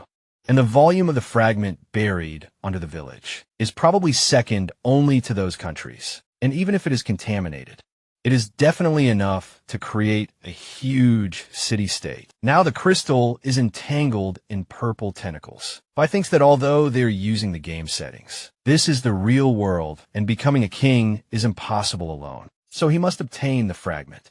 An excited boy stands next to him and states that he is amazing and truly wonderful because the village chief, the main culprit, is finally dead and now everyone can be saved. The fighter replies that this is not true, and even if the old man is dead, the people who have already mutated cannot return to normal, and if left they will harm even more innocent people, so they all need to be killed. Bye. Stands next to the enraged boy and states that this needs to be done, including his father, who does not understand how this can be, because the main culprit is dead. The fighter replies that this world is so cruel that if he does not have the power to change it, he should just accept it. The unperturbed boy states that his mother always taught him that it is easier to live in the world by throwing away humanity, but they are people, not monsters, and must maintain it. And so even if this man has done so many terrible things, he is still the one who gave him life. Behind them, someone knocks on the door, shouting at Dina to look at what he has done, because he dared to team up with strangers to kill the village chief, and this is his only chance to survive. The frightened boy hears that otherwise, he and his mother will be killed, and it is better to run faster. The boy lowers his gaze and says that he was very stupid, that he still had illusions about him. Dina, with a determined look, asks the protagonist to allow him to give him the last blow to end his father's life, and he will repay him for his kindness with all his life. The protagonist looks at him and thinks that if earlier in the game the boy was just an NPC, now he is a real person with blood and flesh and full of humanity, and usually preserving it means having weaknesses. But he is not weak. The doors inside are open. The boy and the protagonist stand in front of the crowd. He shouts that he dare not harm his mother. The Tide Woman calls him a stupid child because she told him not to worry about her and run away. Deer notes that he simply cannot run away and advises him not to do anything stupid. Otherwise, he will kill her right now. Enraged Diana shouts not to touch her, because even without him, she is still his wife, asking if he really has no feelings for her at all. Deer Coombe states that this is just a burden for people, and they have already risen and got rid of these base shackles long ago, adding that he can let them go with one. But Deer turns to Bai and says that he must give him the key that he took from the village elder, and there is no need to pretend to be a fool and think that if he killed the old man, he became the best, because Anchor Chief has long gone crazy, and they are completely different. The protagonist realizes that, since he knows about the existence of the key, he should know how to use it, and you can turn it to your advantage. By, with a serious expression, says that he will give the key if he lets the people go. Deer pushes the woman, thereby agreeing to the deal. The joyful man states that the old man never wanted to give him the key, but now he has it, and the scoundrel will finally be able to meet the Holy Father and achieve the highest exaltation. He turns around and smirks, saying that not only has he gotten rid of his feelings, but the words he says or the promises he makes are easily forgotten. And in the next life, he should not trust people so easily. Deer walks away and gives orders to the enraged monsters to kill them, by Smirk saying that if he gave the key so easily, he could take it back just as easily. Sharp spikes pierce the monsters' bodies. They scream in pain, surprised. Deer turns around and realizes that the man is very strong and is not at all like the ones who came to the village earlier, wondering if it was not by chance that he was able to kill the elder. He rushes away, realizing that he must be stopped. And even if he is so strong, he is only one, and they have numerical superiority. The ward runs towards Deer and shouts that it is terrible, because the village was attacked and they killed all the people. A shell flies at his head, but he managed to say that they are the Rose Sisters. An arrow flies into Deer's hand. He understands that the Church of the Principality of Elena really sent the Order of the Rose Sisters to them. The girls go forward. The leader is surprised that commoners know their names, and this is very unexpected. Then he is interested in why they dare to openly engage in dark deeds and kill their people without regard for the church. In front of them stands the captain of the Order of the Sisters, Laloya. She claims that no one can be left alive because everyone must die. The surprised girl looks ahead. Deer runs away in fear. Liloa calls the character very unusual. The captain approaches the protagonist and says that he smells, and it is probably connected with the secret of the village. Bai listens silently and does not understand why these unbearable, crazy women appeared here, assuming that taking possession of a fragment of the soul of the world will be more difficult than he thought. A huge woman in a red and white suit appears before the servants. It is explained that the combat order of the Rose Nuns obeys the Scarlet Throne of the Elena Principality and is its most devoted and powerful military executive body. It consists of young girls who have passed a strict selection, whose appearance and figure are superior to ordinary people. But compliance with external requirements is only the first step. The nun holds a bowl of red liquid. It is said that each chosen girl must drink a specially prepared poison of rebirth and endure double torment, spiritual and physical, and only those who successfully overcome the line between life and death were able to survive. The Rose sisters stand in front of the murder candidates. It is explained that they are considered officially accepted into the order and are subject to further, even more brutal training. The girl stands in front of the protagonist, realizing that each nun is an extremely dangerous criminal, and with his current level and skills, he only has a chance to win in a one-on-one fight. But in the case of 5 against, he has no confidence in victory. The lawyer looks at him and asks if he is scared, because it should not be so. She had a clear feeling that he is strong. The protagonist, with a grin, says that he will not dare to be impudent to them with his modest abilities. Who does not know about the glory and brilliant feats of the order, and especially need to thank them for arriving on time and killing all the mutated heretics and saving the village. The captain begins to laugh and says that Bai has a sharp tongue, and she really likes what he says. But he is wrong about one thing. She says with a grin that they did not come here to save, but to destroy, and they all, as well as all the inhabitants, must completely disappear from the face of the earth. The guy rushes forward. His mother holds him back. He says that every crime has a culprit and every debt has a debtor. And the people they sent were killed by the village elder. And those who mutated, and now that the main culprits are dead, why do they want to kill them? Because they are completely innocent. Laloya says with a smile that it does not matter, because they are just following the orders of the church. It is not for them to judge. The protagonist repels her attack and asks to wait. The captain, with a weapon in his hands, says that things will go better this way, because if he has enough courage to confront the church, then why pretend to be modest? Because it will still be more interesting to kill him. And she thought about leaving him for last, but it seems that now he will be the first. The protagonist confidently holds the blade and states that he is not going to confront the church. He just has some questions, clarifying what kind of misunderstanding could have happened, that the church could give such an order, because as far as he knows, they will not mercilessly kill innocent residents. Laloya laughs loudly, saying that the church is a top-secret organization, and suddenly an outsider allegedly understood her, stating that his joke is very funny. On the protagonist's chest, a sign begins to shine. It is written that life is like bright and fleeting bloody petals, like a strong stem supporting their beauty. It is not only a fearless fight against life, but also an eternal promise of loyalty. The captain's assistant tells her that this is the most secret teaching. And how can he know it? By holds some artifact with a smile after they went on the attack, stating that after what the man said, death follows. He wants to convince them otherwise. In his hand is a bright red rose. They understand that this is a crest along with the teaching, and this cannot be a mistake. This is the highest sign of honor of their order. The captain stands silently in front of him. All the remaining sisters are kneeling. They do not understand how a man received the highest shrine, which even Laloya does not have. The picture shows a crest with a rose. It is said that the Order of the Bloody Rose uses colors to indicate the level of crest: white, yellow, pink, red blood. The blood color represents the highest level, giving prestige and power. It is explained that he received it by completing all the side quests of the order. And although this does not give an increase in combat strength, but to impress people from there, it is quite enough. The protagonist points a finger and states that he wanted to communicate with them. as an ordinary person.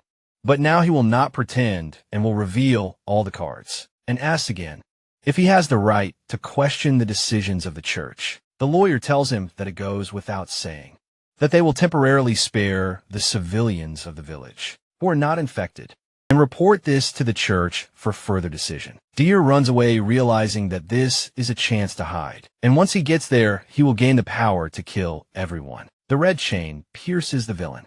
The girl declares that mutants must die. He knocks away her weapon. She does not understand what he is doing. She attacks the mutant, saying that protecting the innocent is one thing. But why does he even protect criminals? Or is the protagonist simply against her? The captain reminds that even with the highest level of insignia, protection is unforgivable. He stands in front of her and says that this is not directed against her and is not a defense of criminals, because he has reasons that he cannot tell.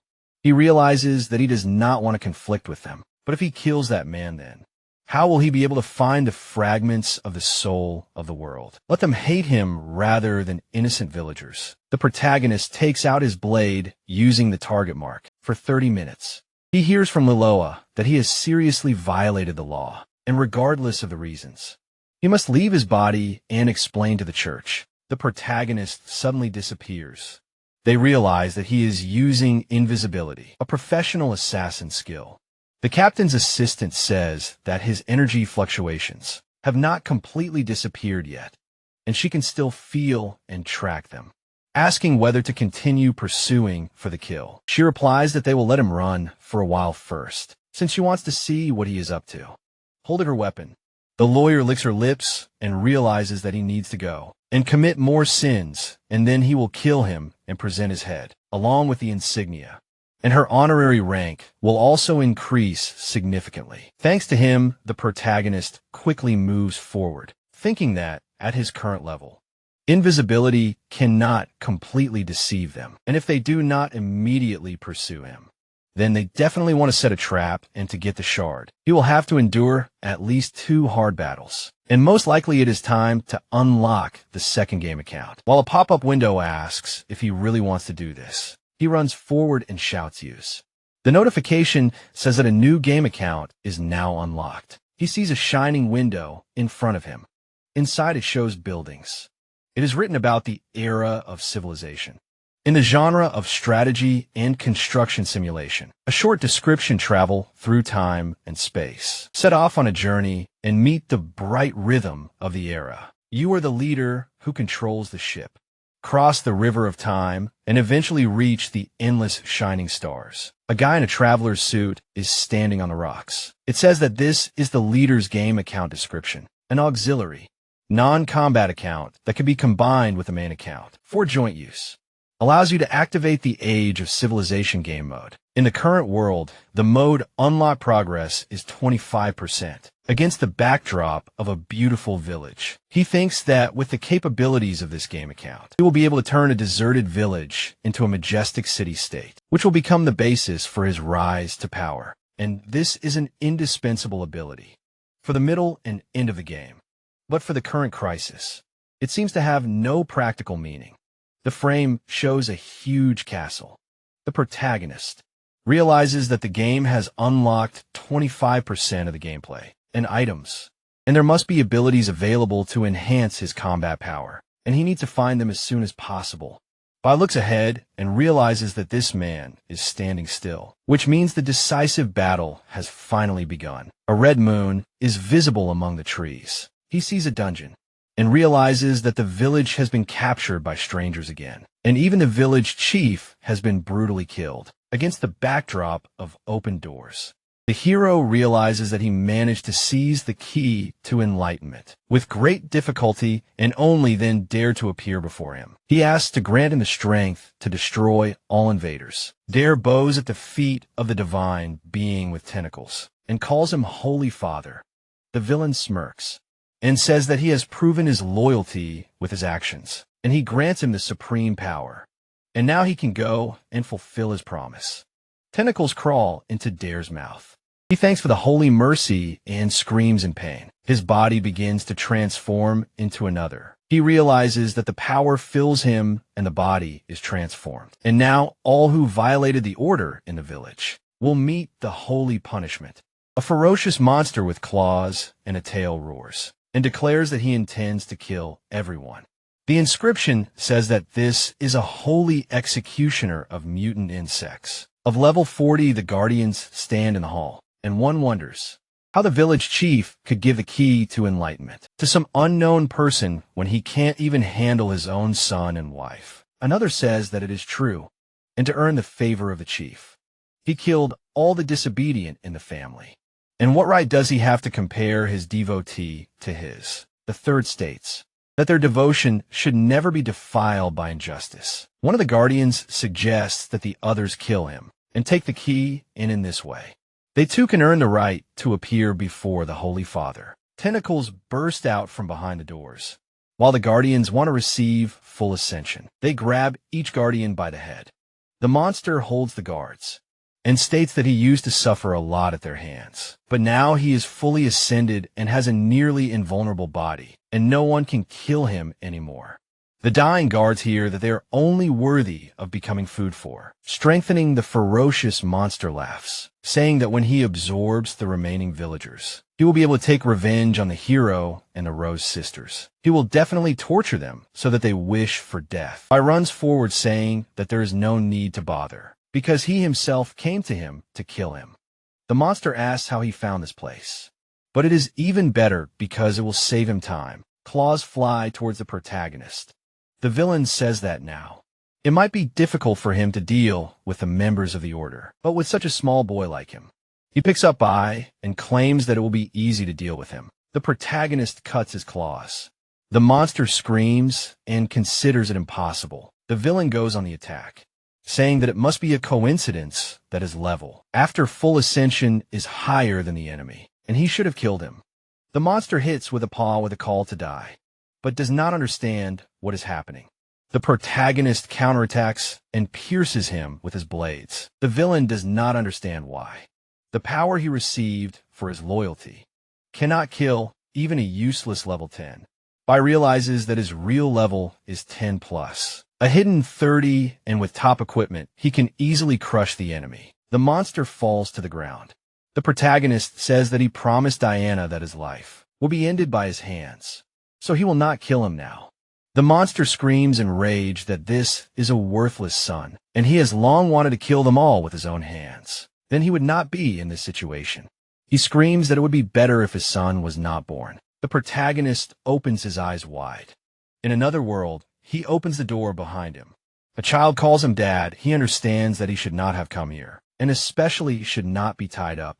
And it would be better if she did not give birth to such a son. Bai calmly recalls that his father left home when he was only 5 years old, and has never returned since then.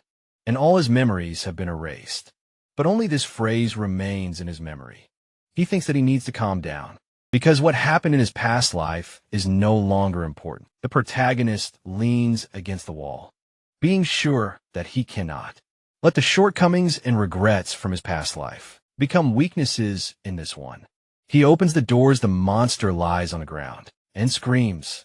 The gates of the holy temple can only be opened with a key, but now the guy has already missed his best chance to get it and can only stand still, or he will immediately break it. By silently looks at the villain, who laughs and says that he could have killed him and got the key, but instead decided to follow the worthless agreement. A woman's foot stands on the monster's head. Liloa looks at him and asks if he really put so much effort into finding this place and opening the door, asking what is there. The monster begs him to let him go. The protagonist watches them, thinking that the puppets have finally arrived. He says that he himself does not know, and that is why he came to find out, wondering if the Great Order of the Rose Nuns also wants to know the secret of the God-forsaken place. The lawyer kicks the monster and states that she is interested in the secret behind the door, and whatever it is still belongs to the church. But what she really wants is Bai. The protagonist looks at her and says that he is truly flattered, while realizing that the real consequences are not favor, but disaster. The monster, with low health, states that they do not even know what they will have to face, because the power of the Holy Father is something they will never understand. as well as this immortal body that he gave him. Dina stands next to him with his sword and looks at the monster, who calls him his son and asks him to listen to his father. The boy tells him that he is not his son, and that he does not have such a father. The monster at this point asks him to return the life and flesh that he gave him, and to become a good son again. Dina strikes hard with his sword, calling the monster to die. The monster considers him ignoble, and asks if he really thinks he can kill him. The monster turns into green smoke and screams that it is impossible. Because he was immortal, then he calls the boy ungrateful. A pop-up window says about the rotten water of the river Styx, a poison made from rotten water. The longer it is applied to the weapon, the longer the effect lasts. Dina has leveled up, stating that for the sake of his mother and the villagers he killed, that since he will become a parasite or an ungrateful son, he tells him to go to hell and accept the judgment and punishment he deserves, and he will join him soon. The enraged boy hears praise from the lawyer, who did not expect that at such a young age he would have the courage to kill his own father. She looks at him with a smile and says that he just killed his father with his own hands, and the next second he got a promotion for it, and she is very interested in what he feels now, whether he likes the power he received for killing a loved one. The boy is silent. The main character stands nearby and asks, why rub salt into other people's wounds? Because if we are talking about what it is like to get power by killing a loved one, doesn't she know this better than anyone? She replies that she does not understand what we are talking about. She holds her head and says that she is very sick. Memories arise, in which a little girl sits in a cage and sees her sister. She took a torch, not understanding what these images are. The girl is standing in front of a large burning house. The assistant hugs Laloya and asks what's wrong with her. She replies that she just had some strange images in her head, but now everything is fine. The hero notes that these are all her real memories. It's just that after joining the Order of the Rose, all her memories were forcibly erased. But she is special, and she has some fragments of memory that she doesn't even know about. Dina abruptly runs back. The protagonist tells him that he fulfilled his promise, and now they need to leave because it's very dangerous. The boy thanks him in response, and says that he will definitely repay him. The captain of the order, with a grin, claims that he did so much, and in the end, his goal to open that door with the key turned out to be in vain, specifying what's inside by. With a smile, declares that she has the key in her hands, and if she is curious, she can just open the door and look. But if they don't dare, they can give it to him, and he will reveal the secret. Laloya asks about curiosity with a smile, saying that she does not care about it at all, and is more interested in what she wants to get from there, warning that when opening the door, you need to be careful with traps. The assistant replies that she checked everything, and there are no traps and hidden mechanisms. She puts the key into the keyhole. Purple energy bursts out of the gate. Beams of energy grab each of the sisters of the order. Laloya definitely parries the blow. The protagonist dodges, realizing that although there is no such mechanism in the game, but if there's a reincarnated one behind the door, then this makes sense. The sisters of the order look ahead in shock, not understanding why they are still alive when they were just killed. Someone says that this is the thirst for murder. Coming from behind the door, the lawyer holds a red chain and says that something behind the door is warning them not to come closer, but the stronger the defense mechanism, the more valuable the thing inside is. She goes ahead saying that she has changed her mind and that what is inside has really piqued her curiosity. The protagonist follows them, realizing that this is why he brought everyone here, because everything behind the door is completely new and unknown, and he must act with extreme caution. The frame shows a huge crystal. He understands that this is a fragment of the world's soul, of such a scale that it can cause a war between countries. But why is it hidden in such an inconspicuous place? Because a treasure of this level should not belong to the church and must be immediately handed over to the queen. The lawyer looks down and realizes that she can gain the highest glory, and this treasure is a reward from heaven for her loyalty. The pop-up window says the quest update. Obtain ownership of the fragment of the world's soul. The reward is one account unlock point and the account task. Using the fragment of the world's soul as a starting point, gradually begin a new era of civilization. The protagonist looks questioningly, and realizes that the final goal of this quest is not inferior in difficulty to the main line of becoming a king. He grabs the blade and realizes that now is not the time to study the quests, because a fierce battle is about to begin. The lawyer sees a villain with many shining threads leading to him. He asks if the crystal is really beautiful, because it is so powerful and attracts many moths. The inscription says that it is the boss of the Burgesses. He looks at them and states that they are a flock of moths, and he just gave them a chance to survive.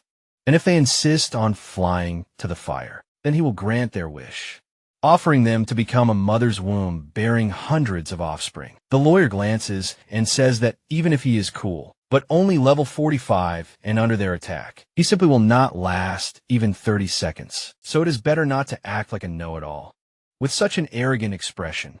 At this moment, the assistant states that something is wrong. The captain turns and asks about the reborn, while she states that the artifact is sounding an alarm, and he is not an ordinary boss at all.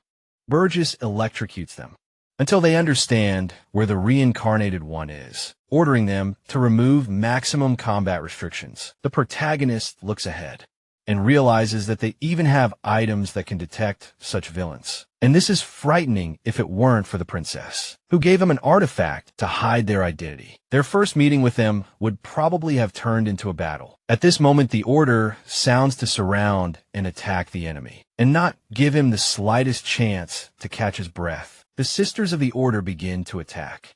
There's a bright flash. The boss, with an ominous grin, calls it a really troublesome task, because he didn't want to mess with them at all, because he was just hiding and evolving, and didn't expect that they would still be able to detect him. The lawyer and the other participants stand opposite. The assistant says that they are focused on attacking him, and he is still alive. And very strange Burgess flies up and attacks them, declaring that since they have learned his true identity, they must die so that nothing remains of them. The sisters of the order hold their faces, which are all in purple liquid. They scream in pain and exclaim that the blood is corroding their bodies. The protagonist stands nearby and thinks that an unknown profession, unknown skills in the face of the reborn. He has no information advantage, and therefore, the task of probing the strengths and weaknesses falls on them. The Tool Girls, the heroine, crossed her arms and thought that she had killed several reincarnated. But she encountered such strange abilities for the first time, however, after which she shouted out, "There is no reason to fear. Watched by the blessing of blood and roses. They are afraid of nothing and use the skills." She put up a finger and shouted, "For the glory of the church and the queen.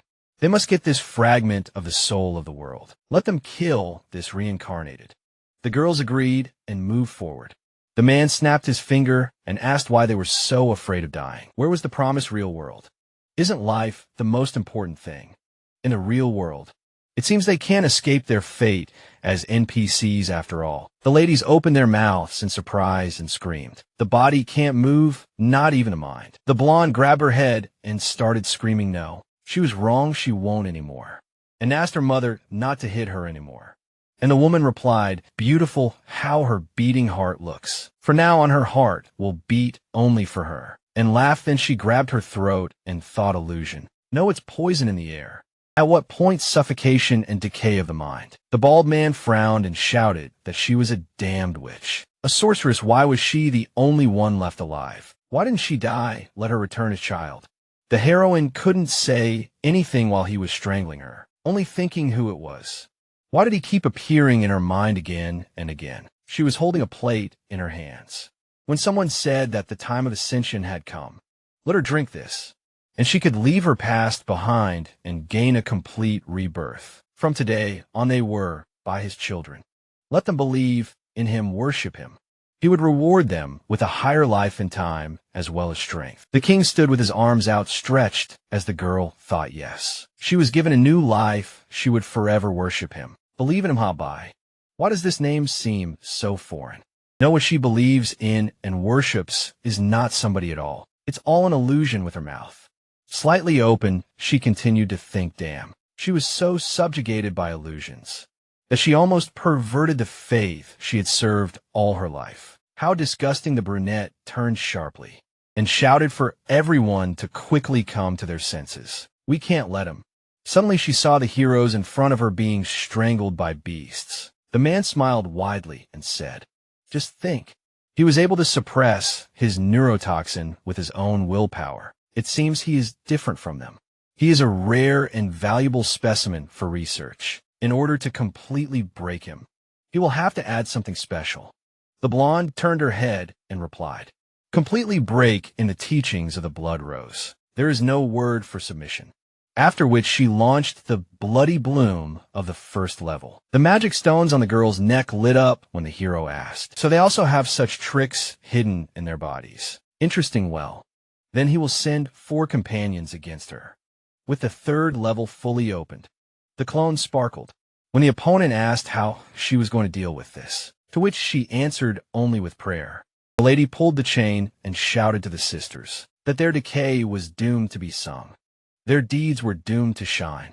Their souls were doomed to return to blood and roses. She offered her most sincere prayer for them. That red rose would bloom forever in her, memory turning into courage and strength that would carry her forward. The king looked away and said how cruel she was, killing her comrades without even blinking. Well then, he himself would enter the arena, using that purple color that symbolized strength. Then he made a dash, used the power of true mutation, and shouted he would play with her. The heroine moved towards the man and shouted that he should not have done this. Then the monster grabbed the chain and replied that he did it out of good intentions. Suddenly he pulled the ropes and the girl flew away. He made a blow and shouted. Finally, the blonde jumped back as the opponent added that he was too fierce. Then he pulled the chain even harder, began to strike, and said that he was afraid that she would not be able to withstand it. A flash ignited between the heroes, as the man said, "But she is a rare experimental material, so he will not kill her." Yet a huge explosion occurred. Choking on the dust, the heroine shouted that for this world, each reincarnated person is the greatest threat. If ordinary strength is not enough to defeat him, then she will use all her power and destroy them both. Then she opened her mouth wide and shouted, "A fragment of the world's soul. If the queen and the church do not obtain it, she will not allow anyone else to obtain it." Lightning appeared around her as she said, "Let her life become a breeding ground. Let it bloom suddenly." The holy blood flower appeared, using the body filled with the 3rd level magic potion as a sacrificial medium. Summons a powerful flower from the blood shrine that can absorb everything. The plant enveloped the hero, and he began to scream. His blood was sucked out, but let him know his blood is not so good. The beautiful rose was surrounded by prayers. The girl looked forward and said that she used the most powerful skill, and still cannot kill him. She is as useless as always, no different from what she was when she was a child. A ray appeared from the middle of the flower when the man said, although she did not kill him, but he is in great pain to let off steam. Let him die, and the lady thought, death right, she should have died more than 10 years ago. Finally, she remembered those flickering images. This is her forgotten past. But even someone like her was saved by the great queen, and now she can leave without regrets. A red glare cut the rope. Suddenly, the protagonist appeared, when the girl looked at him in surprise and asked him, to which he replied, thanks to her, he has already found out everything about that guy.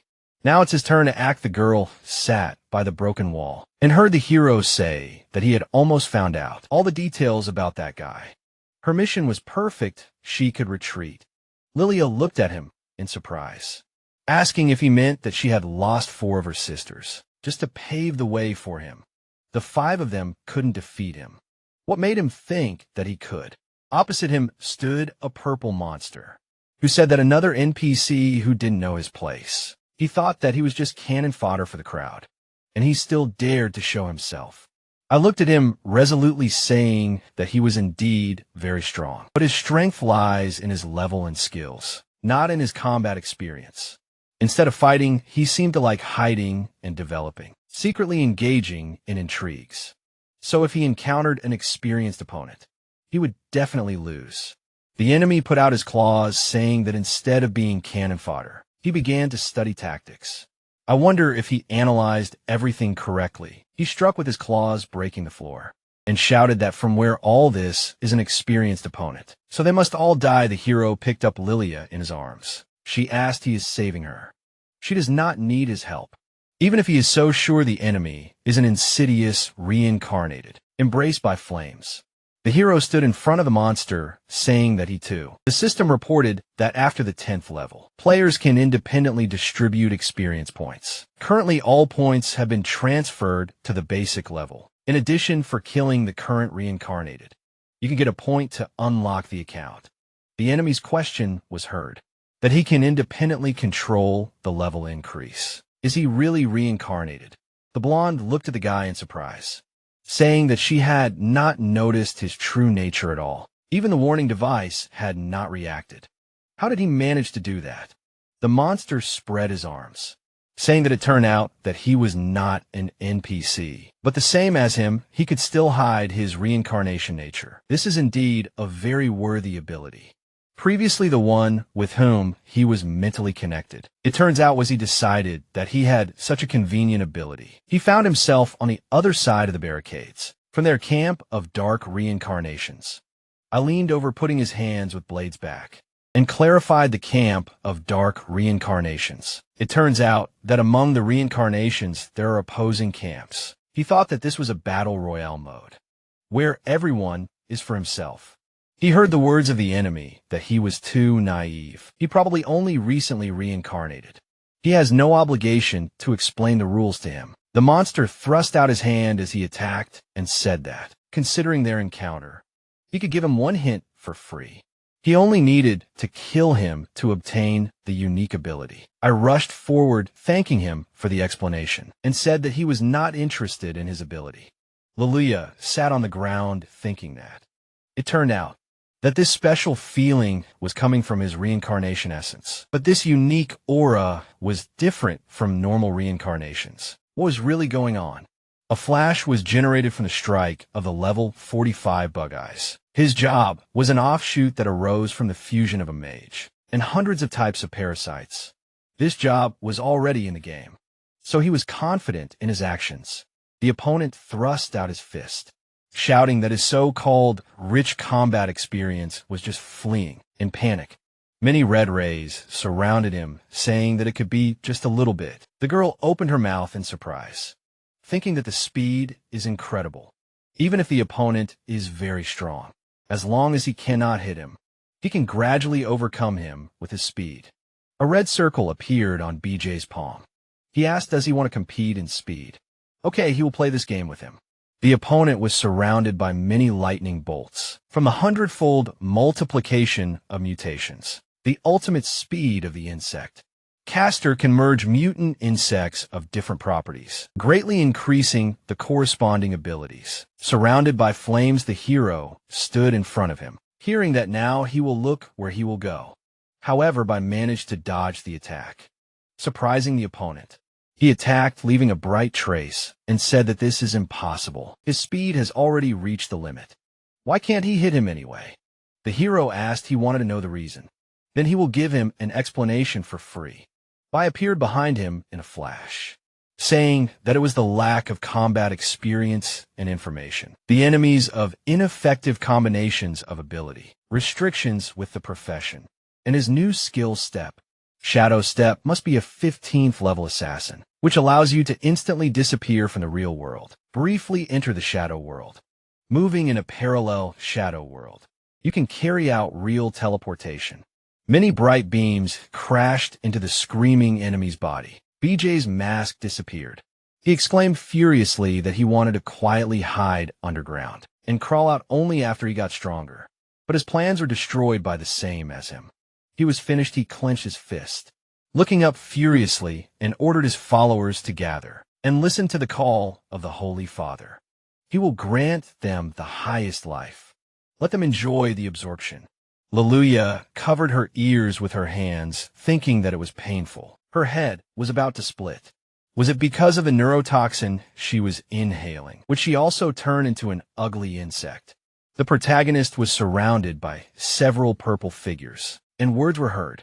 This is exactly how to use the insect summoner's abilities. Let him rely on tactics to wash away the enemy with numbers. then personally enter the battle to finish off by held a Green Lantern, asking, however, who cannot summon servants. It was the soul summoning bell. It is necessary to put the ashes of a certain character on the bell. When it rings, it can summon the soul of that ashes to fight for him. The ashes of a hateful village chief, who hates the one who deceived him. The hatred left behind by the village chief's death finally descended and turned into tangible ashes. The white-haired man held the weapon. The opponent was surprised, saying that the old man died. The village chief swung his scythe, shouting that he was an incorrigible sinner. The last thing he could do for them was to end the evil he had created. May his villagers rest in peace. The veins on BJ's face stood out as he shouted angrily. Why did it seem like he could parry his blow? How much did he know that he didn't? Why was there such a big difference between them? Even though they were both reincarnated, he ran towards the ice crystal, shouting that he didn't want to be a loser anymore. He hadn't lost, yet he couldn't lose. He reached out to the crystal, saying that as long as he had the world's soul fragment, he wouldn't lose. There was a bright flash. The boy wondered if his consciousness had reconnected. BJ stood among the flasks in a lab suit. This was him at 40 when he was a world-class entomologist. But I wondered if this was his past life. You just grabbed the suited man's leg and pleaded with him, saying that he could take the patent and authorship, but not to make him leave the lab. That was all he had in his past life. He was a brilliant biologist and discovered a special substance in insects that could extend human life. This should have brought him fame and fortune. But in the end, he was betrayed by his business partner. The man lay in the rubble of the lab, told that since he had grown BB00, he was no longer of any value, and that he should not even think about going near the lab again, to take the money and leave. BJ stood on the roof of a tall building. He was ready to give up everything, but he could not accept the fact that he would never see the perfect, living being he had created again. He no longer had the motivation to live. Suddenly, an insect appeared on his shoulder, and he recognized BB00, asking shouldn't he have been kept in the most secure underground lab. How did he escape? The insect's eyes glowed red. It was a special species that he had created through genetic engineering. After spending many years and experiencing countless failures, there was an unknown power in its body. The man asked again, did he mean to say that he wanted to take revenge? The heroes, surrounded by red rays, were surrounded by the bodies of people and monsters. He laughed as he injected the liquid from the syringe into his neck, saying that he had been a weakling all his life. He didn't expect that being a villain would be so enjoyable. BJ's body turned into a purple monster. He shouted for everyone to die. The damned world would perish. There was a bright spark in the darkness. The hero wondered if this connection of consciousness was accidental, or inevitable one-way or two-way. Could it be related to the strengthening of the world's soul fragments? The man was shocked when Bai appeared behind him, and thought that the reincarnated ones had too many secrets. The huge hand was surrounded by fiery swirls. The brunette said that this feeling of putting his life and death on the line reminded him of the final greatness of his past life. In a new life, there is no need to hide and slowly develop. One must live brightly and loudly, even if he cannot return to human form. It does not matter, he is going to completely break free. Luyua was surprised and knelt down, exclaiming that he can actually directly absorb the power of the world's soul fragments. How is this possible? This is his ability or the characteristic of a reincarnated person. They no longer have any chance of winning. I looked ahead carefully, thinking that even if he can absorb the power of the fragments, he still needs time to completely mutate. Directly attacking his main body is not the best solution. The hero jumped up to escape the attack, and thought that the fragments of the world's soul, although they contain great power, are not invulnerable. So the only way to stop the boss's mutation is to destroy the fragment. Although it is very pity, but in order to save his life, he must do this. The blades bounced off the blue crystal. He thought that he failed to break it. BJ was smiled wickedly, thinking that he was smart. This is a smart choice, but this fragment is already reinforced with a special coating that he extracted. He will not be able to destroy it. He no longer has any way to defeat it. Blue swirls rose from the crystal, The system reported that the key energy needed to build a civilization was detected. The second auxiliary game account of the leader was activated. Using the born skills to completely take possession of it, player buges a fragment of the world's soul, has completed the process of acknowledging the owner. No one except him can use this item. The auxiliary account task has been updated. The completion process is 5%. The man exclaimed, "What's going on?" The power transmission of the fragment stopped. It's really painful. By looked ahead triumphantly, thinking that he thought the leader had no combat power, but he used such a cool ability and easily grabbed the world's soul fragment. That is the new rules for unlocking the game account. Completely surpassed the basic rules of the world. It's cool. The tense man stood surrounded by bright lightning and cursed, asking what he did. Let him not think that he can defeat him in this way. Even if he could not completely complete the mutation, killing them would be enough for him. Lilia closed her eyes, covering herself with her hand, thought that the boss was now in a state of rollback from a sudden interruption. If she teamed up with that guy, they could kill him, but now she is still weak. A useless burden an item with an order to catch. Catching the golden item. She exclaimed that this was the blood rose emblem. They were enemies. Why was he giving her such a valuable thing? What was he even thinking? She wondered if all the debuffs on her body had disappeared. Her strength had increased significantly. The blood dew emblem could lead to such a significant boost. With his back to her, the guy said that the enemy of his enemy was his friend. In addition, this emblem in her hands could reveal its value to the maximum. He needed her power. The heroine stood behind, holding a whip in her hands, and said that his decision was wise, and if they wanted to win, they needed to join forces. They rushed forward, but said that while he was mad and confused, they should use their most powerful move and kill him with one blow. Beeges waved his hand, shouting that their flirting should have limits. His body was grabbed by a red whip. The hero attacked, causing the monster to scream. Bioge's body sprouted tentacles. He shouted that their most powerful attack was only at this level. Now it was his turn. He stood surrounded by red, thorny petals when two objects flew towards him. The metal object was ancient thunder, a replica of a deep space artifact. The butt of a huge rose was covered in lightning. The enemy's words were heard. What kind of power is this? He was reborn so hard and does not want to die. The body standing behind Lilia was surrounded by fire. She thought that her level had increased. She did not expect that she could increase her level in such a place like this by squeeze the mark. Thinking about how he could temporarily become a member of the faction. It's good that he didn't choose it earlier. This mark could become a key tool to infiltrate the enemy's ranks and obtain information suddenly. The guy's gaze became surprised. In the dark room with the altar. This is the dark round table hall.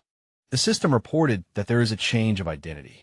His current identity is Dark Reincarnation Bijus. Be sure to maintain his identity so as not to be exposed. Otherwise, he will die.